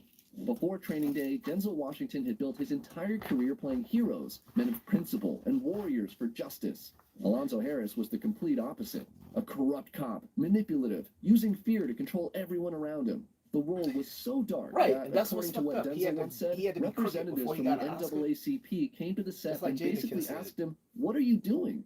But his son, John David Washington, saw opportunity inside that very risk. After reading the script, he advised his father to take the role, because this was the moment audiences needed to see a completely different Denzel. That advice changed everything. Denzel accepted the role, turned Alonzo Harris into one of the most terrifying corrupt cops on screen, and went on to win the Academy Award for Best Actor. Number 6. The controversial PCP smoking scene was based on a real rule. If you were Jake, sitting inside that Monte Carlo with a marijuana pipe pushed into your hand, what would you do? Would you dare refuse and let Alonzo look at you like a rookie who doesn't have enough guts to step into the world of undercover cops? Or would you smoke it, even though you know that moment could make you lose the final boundary of being a police officer? The controversial part is that many viewers thought the scene where Alonzo forces Jake to smoke marijuana laced with PCP was too absurd, because there's no way a police officer would use illegal substances while on duty. But screenwriter David Ayer once responded that this detail was not completely made up.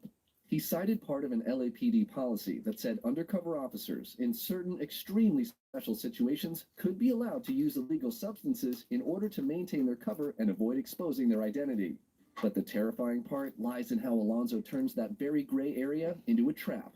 He doesn't just force Jake to learn the rules of the street. He deliberately gets Jake exposed to PCP, then uses it as a weakness to control him for the rest of the day. And that is the true nature of Alonzo. A monster wearing the mask of a police officer. Number 5. Eminem turned down the role of Jake Hoyt to focus on 8 Mile. Do you still remember Jake Hoyt's first training day? Jake's young face, his slightly tense and cautious eyes. On his very first day of training, Jake is dragged through a series of traps, forced to use illegal substances, set up in connection with Roger's killing, and nearly killed inside Smiley's house. What makes Jake proud is that he defeats Alonzo by still holding on to his last piece of goodness. Jake still chooses to fight Alonzo instead of becoming the next version of him. But this legendary role almost didn't have Ethan Hawke's stubborn face attached to it. Before Ethan Hawke was cast, the studio had once considered Eminem for the role. But Eminem turned it down because of scheduling conflicts with 8 Mile, the semi-autobiographical film about his own journey through Detroit hip-hop. And so, the role returned to Ethan Hawke. But ironically, Ethan won the part back because of his own sudden irritation during the audition. While he was on his way to the airport, Hawke was called back for a screen test, and he walked into the room in an extremely annoyed mood. Fuqua immediately saw exactly what he needed, a Jake Hoyt who was idealistic, stubborn, and had enough fire inside him to push back against Alonzo's crushing pressure. And in the end, that decision was right for both sides. Number 4, the crew got trapped between 2 rival gangs. Imagine this scene. You're filming a movie about street violence, guns, and crime. Suddenly, the film set truly turns into a battlefield. It was a confrontation between 40 members of the Crips gang south of Martin Luther King Avenue and 40 gunmen from the Bloods group to the north. According to the Washington Post, the standoff ultimately did not end in violence, and filming continued. But more than anything, director Antoine Fuqua was shaken by the realization that they were no longer just people making a film about violence. They were truly living inside it, in a place where peace and chaos were separated by just one pull of the trigger. Number 3, the September 11 attacks changed Training Day's release schedule. On September 11, 2001, America suffered a horrifying shock. 4 planes were hijacked, 2 crashed into the Twin Towers of the World Trade Center, 1 struck the Pentagon, and the remaining plane crashed in Pennsylvania. Nearly 3,000 people were killed, thousands more were injured, and all of Hollywood fell into a state of panic. Originally, this film was scheduled to be released on September 21, 2001. However, due to the impact of the law prohibiting the screening of films containing violence that year, the film was pushed back to the 5th of October 2021, taking the release slot that had previously belonged to Arnold Schwarzenegger's Collateral Damage before that film was delayed. Even though the release schedule was disrupted, the film still opened at number 1 at the box office, earning more than $22 million in its first weekend and nearly $105 million worldwide, against a budget of around $45 million. It also became one of the films that helped bring audiences back to theaters shortly after the greatest shock America had experienced at the beginning of the 21st century. Number 2, real police experience stood behind the scenes. Do you remember the scene where Jake sees a young girl in danger on the side of the road? While Alonzo watches coldly, as if it's only a test, Jake immediately jumps out. His reaction is very instinctive. Protect the vulnerable person, control the situation, and do what someone wearing a badge is supposed to do. Those small details are exactly what make Training Day feel like real life instead of a movie set. Because behind the film was the support of Detective Sergeant Brian Davis, a former LAPD member who was credited as the film's police technical advisor. Not only that, Denzel Washington and Ethan Hawke also learned directly from people who had worked inside the undercover environment, people who understood street life, and local figures who knew how that world operated. That's why Jake feels like a trained police officer. He observes, reacts quickly, and tries to control the situation before everything goes too far. Number 1, the appearances of Snoop, Dre, and Macy. Just by looking at these three faces, you can understand why Training Day doesn't feel like an ordinary Hollywood cop movie. Snoop Dogg appears as Blue, carrying the careless, streetwise attitude of Long Beach. What's interesting is that Snoop once shared that he almost didn't need to prepare too much because the world in the film was the very environment he'd grown up in. In other words, Snoop didn't need to act street. He simply brought his own presence into the frame. Dr. Dre plays Paul, a cop on Alonzo's team, carrying the cold and heavy presence of a West Coast hip-hop boss. And Macy Gray, with her raspy voice and rough, dusty look, appears like a real person walking straight out of that neighborhood. Their presence was not just there to attract audiences. It also helped Training Day gain a very clear sense of street cred, the feeling that this film truly understood the music, the streets, and the culture of Los Angeles in the early 2000s. Bonus, license plate ORP967, the code on Alonzo's car. Look closely at the license plate on Alonzo's Monte Carlo. Flashy and rotten at the same time. Black paint, shiny chrome, a showy lowrider shape, but the body's old, scratched, and by the end, increasingly destroyed by crashes and bullets. Exactly like Alonzo himself. Powerful on the outside, broken on the inside for a very long time. But the detail worth noticing is the license plate, OP967.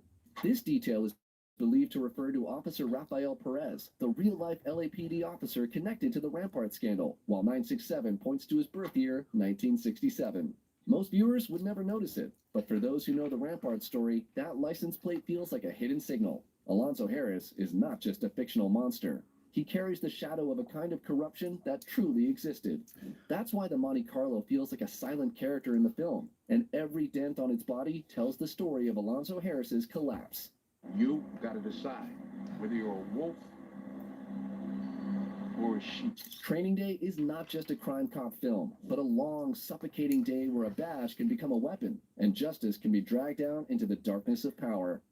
Which fact in this video impressed you the most? Comment below and let me know. And don't forget to follow so you won't miss the hidden truths behind the next classic films.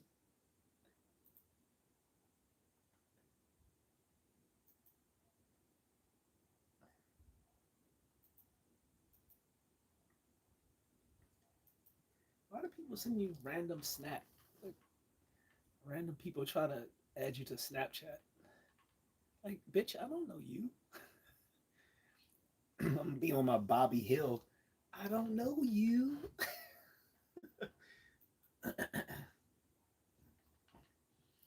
Kick my nuts.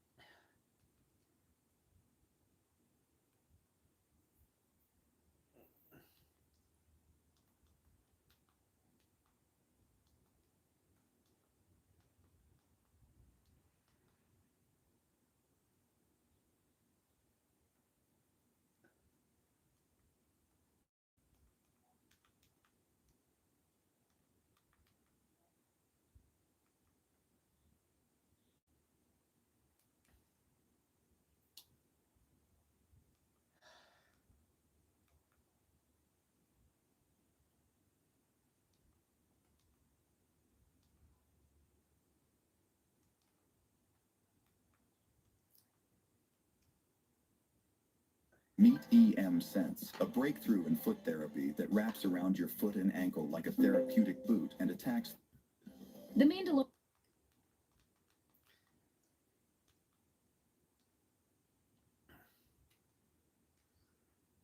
So first they black Americans, they hate them because they're black Americans. Because say, how about the numbers of certain Anglo Venus that have shown blatant anti-black?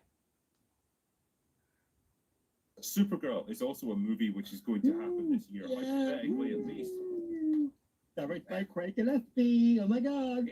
It's had an interesting reception so far, and part of it has been fueled by Millie Aldercox talking about it, and people's perception of women on screen.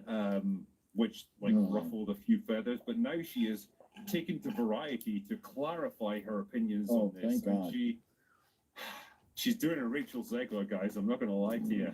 I'll bring it up here. So speaking to Variety in a new feature interview, Aldercox further elaborated on her comments that triggered a bunch of adult men on the internet. So I didn't even say men, I said people. This was referring to people have gotten too comfortable with ownership over women's bodies. I mean, if you say something like that, my mind immediately jumps to men rather than women, it's a good crazily enough. If the sentence with women have gotten too into controlling women's bodies doesn't really make much sense, does it? It'd be like, well, they'd be the what? So yeah, people just assumed you'd be talking about men. And then she was talking about men because she now proves the point with the follow-up. It's like, I didn't say men, but men are angry. It's like, yeah, because everybody knew that that's what you were talking about, and now you confirmed that's what you were talking about, so everyone was right. Well, here we go. It's like, so they got so angry, and I was like, you're proving my point. You're proving my point. And the backlash is from people whose profiles have no photo, who are burner accounts, or someone whose name is Dad of Four, Christian, which is hilarious to me. But I mean, whose opinion do you really care about? If you're if you're pissing the right kind of people off, you're doing okay. So here's a thing. You're an actress, and you have a movie coming out, an American blockbuster, which needs to do really well in America. Your job is not to piss off Dad of Four Christian, because that's 5 movie tickets you're not going to get. You're doing a bad job. If you read the rest of this article, by the way, she comes off as really nice, really grounded, like basically what you would assume she was from other interviews before all of this controversy, kind of the impression she gives, like everything around House of the Dragon. The reason quite a lot of us liked her performance, but also she seems like a normal, well-adjusted person. Everything else in this interview is all that. I came away, until I got to this point, thinking, no, you seem like someone I would really get on with. And then, unfortunately, it gets to this section, and then this section is the bit that's good for the headline. If she led with everything else, and if the media had been helping her out in this situation, we wouldn't...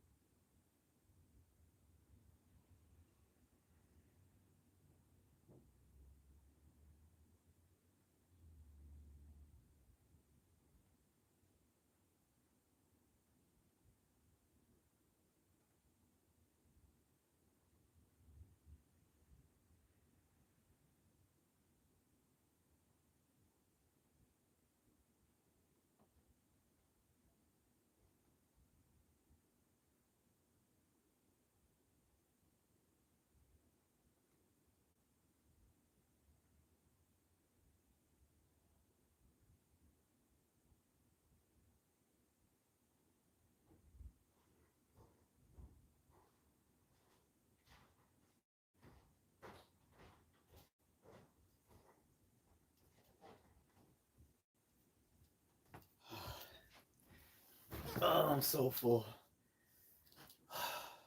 I'm on my fat boy. I'm on my fat boy stuff. I'm gonna have to do some flutter kicks and some planks. The stomach is like.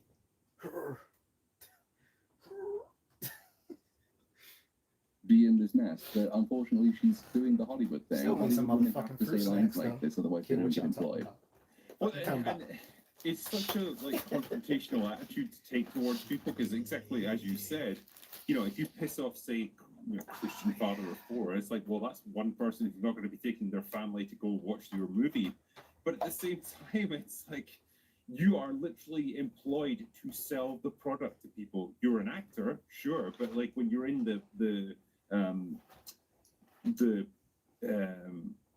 promo stage of this whole thing, when you're going out on the promotional tours and you're doing your interviews and stuff, you're a salesman.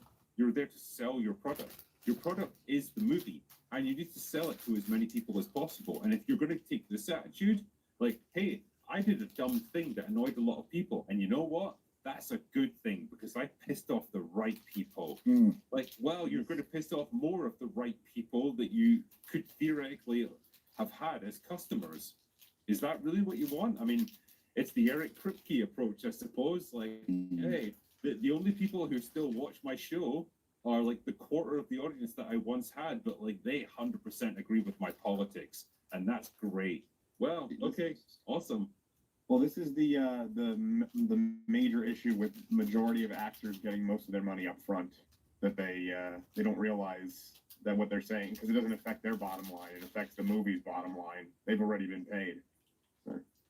Also, in a slight defense, not defense of the extremely stupid thing she's here saying, it's kind of difficult for her to be selling this movie because this interview starts off with the Variety person editorializing and saying, unusually, it might even be the first time, I was not able to screen this movie before this interview.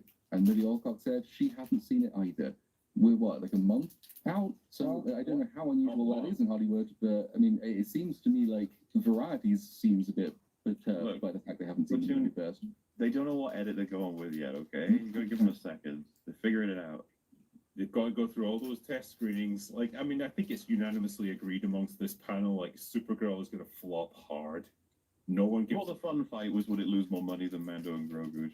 I was just about to say that. What's the greater degree of apathy here? I mean, I think this actually might do better in the sense that, like, people have transitioned beyond apathy towards it to, no, we're actually kind of, like, disliking it now because, you know, it's getting into this identity politics arena that it didn't need to, but, like, it's picking a fight that it can't win. Like, well, okay, if you want to pick that fight, we'll fucking beat you.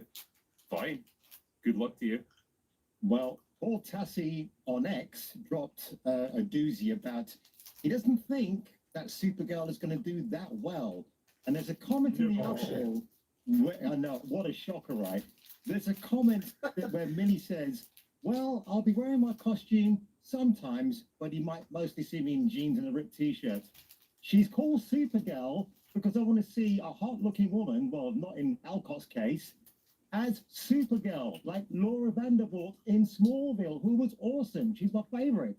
Just like Erica Durant is my favorite Lois Lane. But I guess if you're paying a ticket to see Supergirl and she's not in the film, get a refund? Oh, wait a minute, you can't.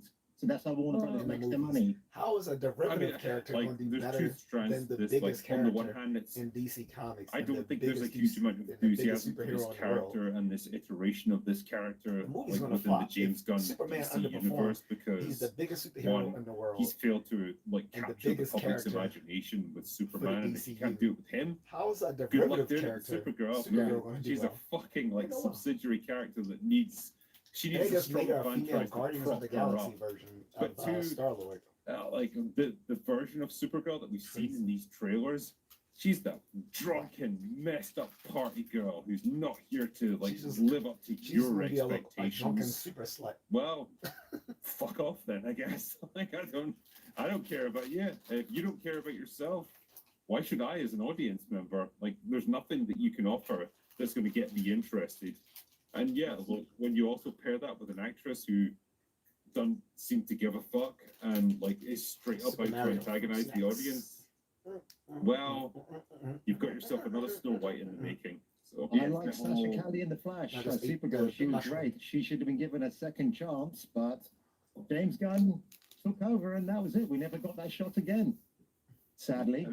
And eventually, so it's one of those things, you know, how many times can you say it's not made for you and the people don't show up to watch it? And then you're like, whoa, why didn't anyone come along? It's, eventually that's gonna bankrupt everything, eventually. It's the Elizabeth Banks effect all over again. Yes, exactly.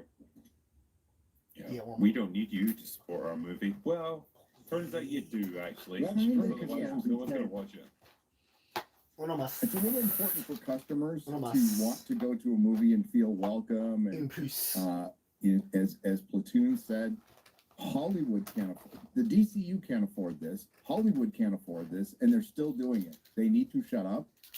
You can feel however you want politically, but you need to shut up because your industry is not going to survive at this point, and it's not hyperbole at all. The industry with it, the centralized industry of Hollywood is dying, and it really all depends on a mayoral election right now, what that future will be. So the best thing to do is, and she walked right into the media trap, right? She's given this nice interview, and then they bring that back up again. She falls right into it, and that's what they're looking for, and that's what everybody's talking about.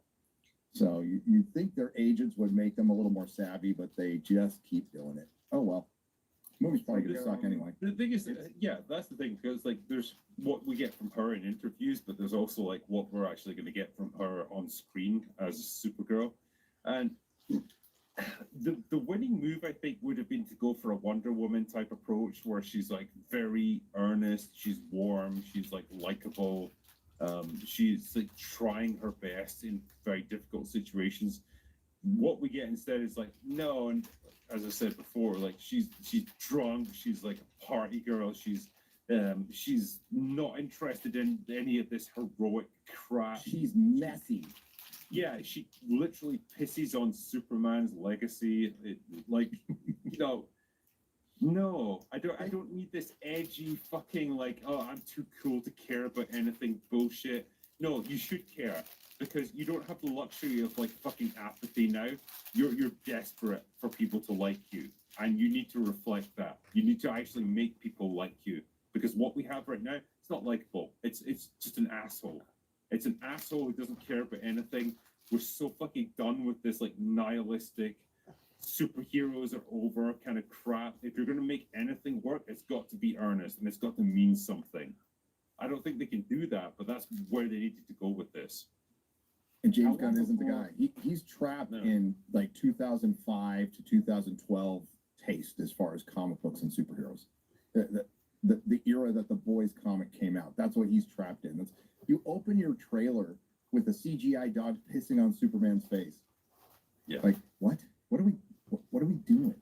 So yeah, I think it's man, I don't know if there's a poly market on this. I'm not a betting dude. I don't like losing money, but I think that would be an interesting bet. What makes less money, Supergirl or Mando?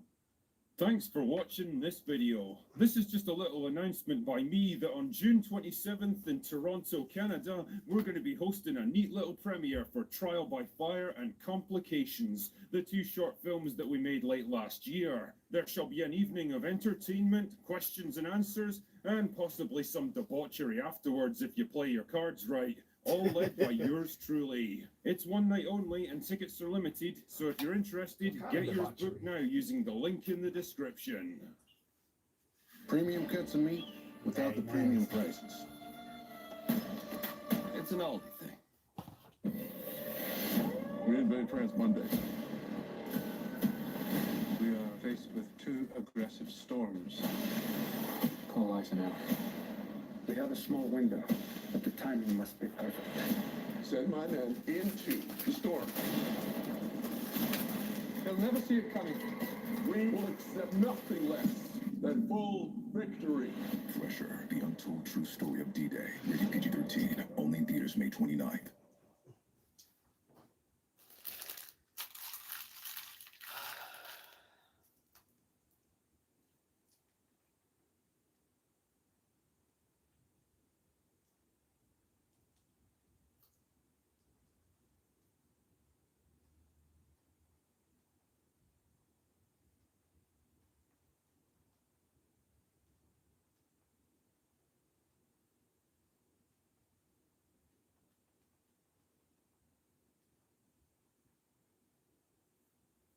We understand why you're frustrated.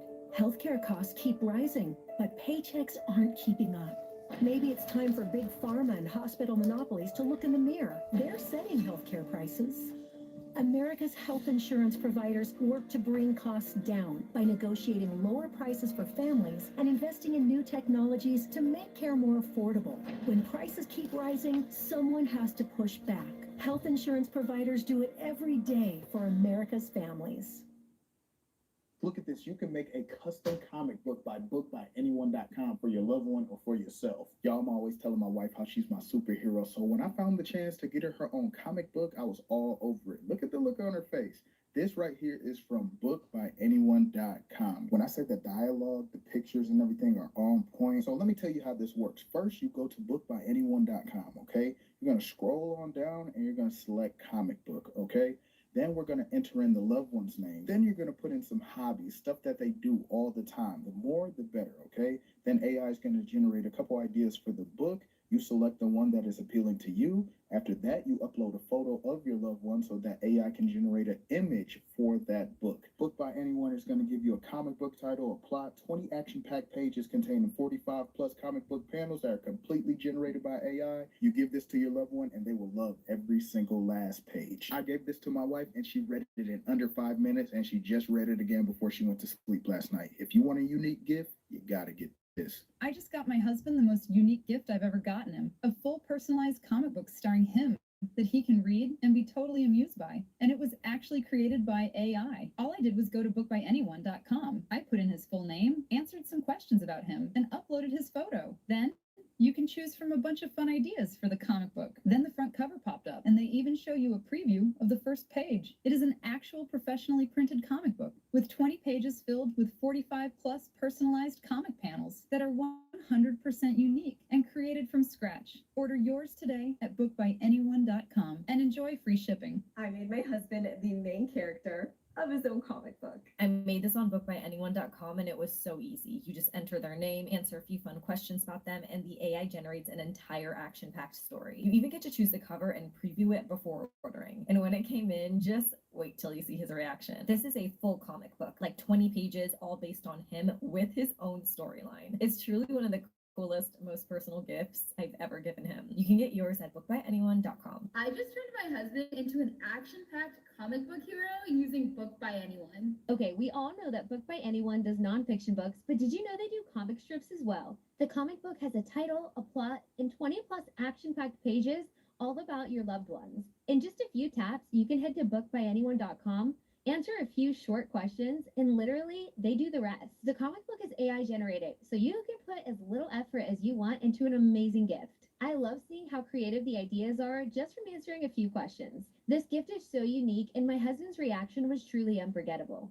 I even think he convinced himself that he wrote it at one point. If you're looking for an epic personalized gift with little to no work from you, check out bookbyanyone.com. I just got my husband the coolest and most unique gift I've ever gotten him. His very own personalized comic book starring him. This comic book is so awesome, and it was completely generated by AI. All I did was go to bookbyanyone.com. There, I put in his name and answered a list of personalized questions. Then AI did its magic with a list of hilarious comic book titles to choose from. And after uploading an image, you get to see your comic book cover and even preview the first page. It's just such an awesome surprise. The story was so funny, and I love how the character looks just like him. Look at that. This is a professionally printed comic book. It's 20 pages filled with 45-plus comic panels. This is so unique and made such an awesome gift. Have to check it out. Order yours today at bookbyanyone.com. Today is my mom's birthday, and I'm going to surprise her with her very own AI-generated comic book from bookbyanyone.com. This is so fun because it makes her the author of her own book, has a character that looks just like her, and all the information in the book is formulated to be completely accurate through AI-generated questions and answers. So let's go see what she thinks. She was so surprised at how accurate all the details were. It really felt like the story was written about her. Even the AI-generated summary on the back was so spot on, and once she started reading it, she could not put it down. You just go to bookbyanyone.com and enter the name of the person you're creating it for. Then you answer questions about them, like their hobbies, dreams, and favorite places, so it can personalize the story. After that, you choose a title and plot, upload a photo, and it even shows you a preview of the book before you order. I just think it's such a thoughtful and unique gift, especially if you want something a little more personal. It's from Book by Anyone, and I would definitely recommend it. This is how I just turned my husband into his own comic book character. Book by Anyone uses AI to let you turn yourself or your loved ones into their very own comic book, and the process is super easy. All you have to do is type in the person's name and answer a few personalized questions to make the comic book specific to the person you're surprising. Based on the information you give, it'll then generate a cover plus 20 action-packed pages that are really great quality. My husband thought this was the coolest gift ever. I highly recommend creating your own at bookbyanyone.com.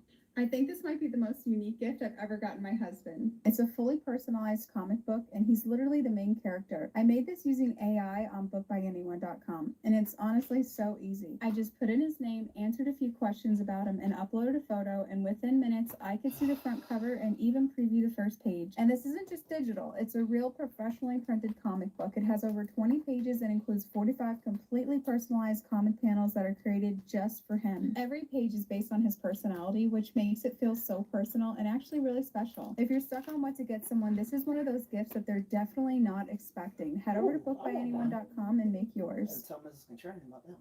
The Mandalorian and Grogu has a few highlights, just a few. But from the structure to the cinematography to some baffling creative decisions, it might just be the worst Star Wars yet.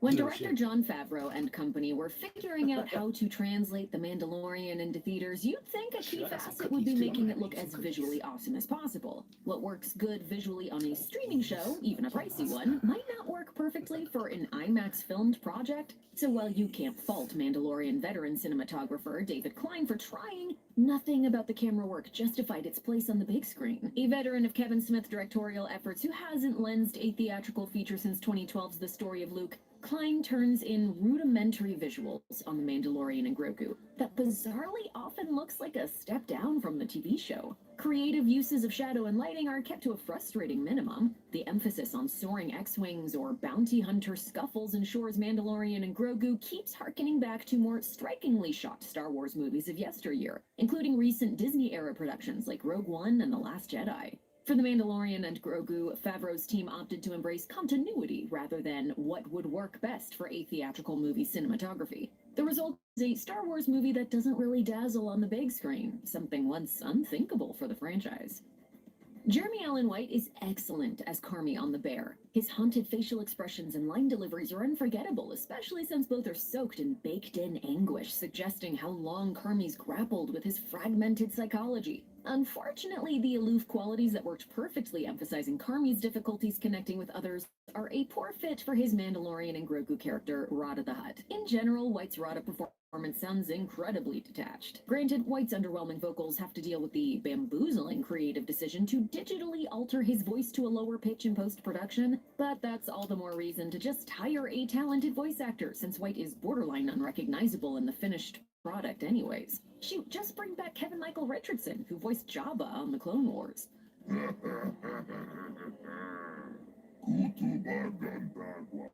Now that's how you hut. Anyway, the point is, nothing can prepare you for how underwhelming Jeremy Allen White is as this character. Even Movie 43 gave White more to do. Oh, Mrs. Miller, I'm a pretty girl. She is. Star Wars is deeply associated with unforgettable foes. Darth Vader, Darth Maul, Palpatine. There's no shortage of unforgettable adversaries scattered across this galaxy far, far away. Even Solo came to life a little when Dryden Voss was on screen. The Mandalorian featured some enjoyable baddies too, including the always welcome Giancarlo Esposito as Moff Gideon. Unfortunately, The Mandalorian and Grogu fall super flat in this department.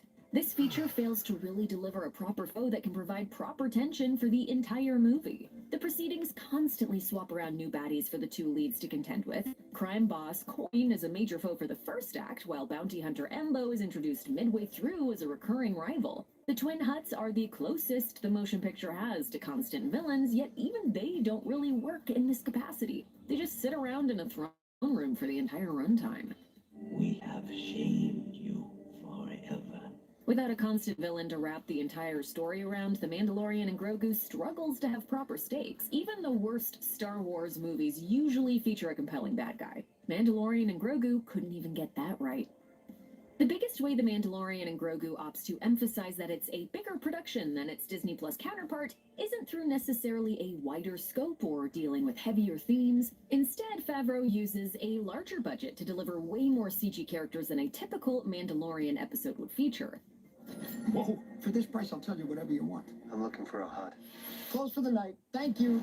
The Mandalorian and Grogu is crammed full of CG organisms, from the Hutts and their droid guards to Embo and his wolf companion. It's true that Grogu and the Anzellan characters remain puppets, and they're quite well realized on screen. However, they're exceptions, not the rule. Most of the movie revolves around Mando and his young companion fighting gigantic CG beasties or interacting with digital allies like Zeb. It gets a little tiresome, and the whole film feels artificial as a result. The real things on screen only emphasize how the various CG characters are often weightless and not especially engrossing. Decades after the prequel trilogy and its digital inhabitants like the Gungans hit theaters, the Star Wars saga is once again weighed down by an overemphasis on CG figures. The more things change, the more they stay the same. Do something big doo-doo this time. A lot of movies that are based on TV shows struggle because they never escape feeling like a bloated installment of their source material. Unfortunately, The Mandalorian and Grogu feels like a string of episodes combined to make one new motion picture. It's easy to pinpoint where the assorted Mandalorian installments would have begun and ended, particularly an extended stretch of The Mandalorian and Grogu focused on just Grogu tending to a wounded Mando. That could have easily been a Mandalorian bottle episode. It's hard to get fully invested in the proceedings given how often it distractingly lurches from one narrative focus to another. This frustrating shortcoming could have been so easy to avoid if this project had been penned exclusively by people with feature film experience rather than TV veterans. A more unique plot structure could have also tied things together. Unfortunately, those creative routes weren't taken. As a result, The Mandalorian and Grogu does have its share of fun sequences, but they don't congeal properly into a whole. Action sequences have never been director Jon Favreau's specialty. He's got a great eye for hangout comedy, which put him on the map with works like Elf. That quality also informed his more famous intimate approach on Iron Man. However, executing sprawling fight scenes isn't something he specializes in. Just look at the choppy fight work in Cowboys and Aliens. That problem comes up again with The Mandalorian and Grogu. Specifically, any time there's a hand-to-hand fight scene, Favreau opts for shaky camera work and disorienting editing. Zeb pouncing on various stormtroopers in a hallway, for instance, should be a fun bit of mayhem. Instead, it's hard to track the action. Mando duking it out with various CG monsters in a coliseum, meanwhile, suffer from similarly poor visual impulses. The larger-scale action set pieces in The Mandalorian and Grogu that rely on spaceships and buildings exploding look decent enough. Anytime Favreau zeroes in on just humanoid creatures fighting each other, though, things get murky and uninvolving. I'm in my itis mode right now. After making its debut in Star Wars The Clone Wars, the planet Nal Hutta, a home to the Hutt species, finally materializes in live action with The Mandalorian and Grogu. Fittingly, given how gross so many of these Hutt creatures are, Nal Hutta is depicted as a grimy place full of dangerous aquatic beasts and endless swamps. Credit where credit is due, it certainly looks different enough from most other planets seen in the Star Wars movies or TV shows. Nobody will mistake it for Mustafar or Tatooine anytime soon. However, a little Nal Hutta goes a long way. The movie spends the majority of its second half there, which makes several sequences hard to discern from one another since they feature so little variety in backgrounds. Save for some pretty shots of Grogu navigating this realm alone, Nal Hutta's excessive Mandalorian and Grogu presence largely just hurts the movie. Something went really awry with the character design of adult Rada the Hutt. Angel soft. Well, it's gotta be soft. It's gotta be strong! They want him to be a buff. Actually, Angel Soft is bold. Buff Soft so it's slug. cushy and strong to get the job done. Angel Soft. Your job depends on reliable tools. That's why Harbor Freight is committed to offering quality tools to pros like... Wait, real milk and cream without the lactose? So rich and creamy. I like being able to fix things for people. What can I do to make...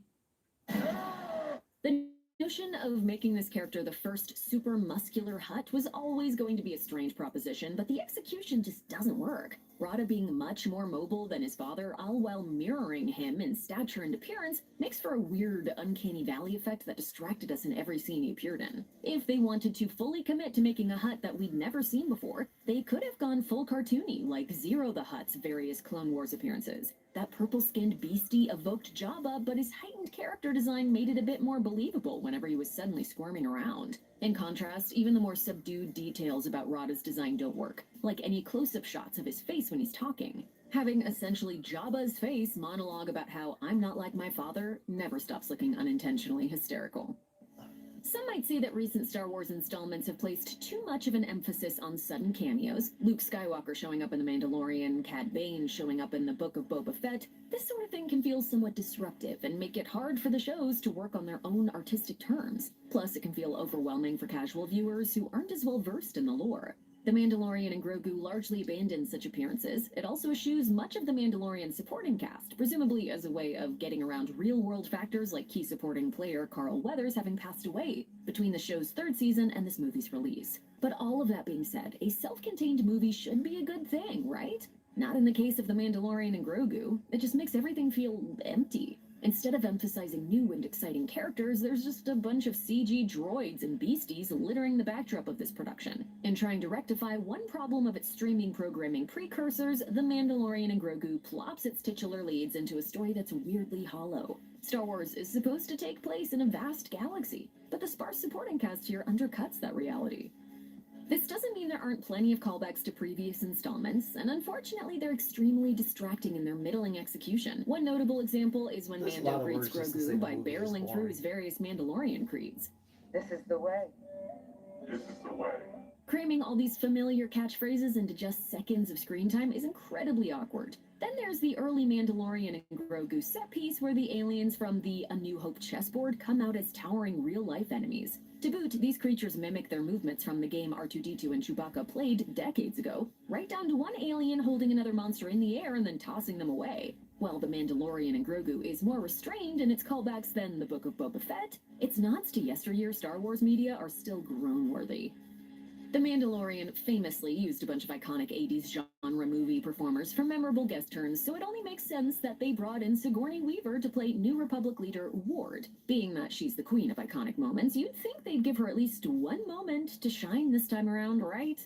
So, do we have a deal? Wrong. Turns out she isn't good for much beyond delivering exposition to Mando. Even in the finale, where she shows up piloting an X-Wing, she's mostly just there to tell viewers how intense the fight is, as if they can't see that for themselves. Beyond that, there's no distinctive personality to her character. Even her wardrobe is meh. She's stuck with nothing more than a green jacket plastered with New Republic symbols. It should be a crime to waste sci-fi royalty like this, especially when it comes to Weaver. She deserves better. Well, look how they wasted Luke behind the Leia in the sequel trilogy. Why would you think? Next week saved my bacon. My last company grew so fast, we literally broke our financial system.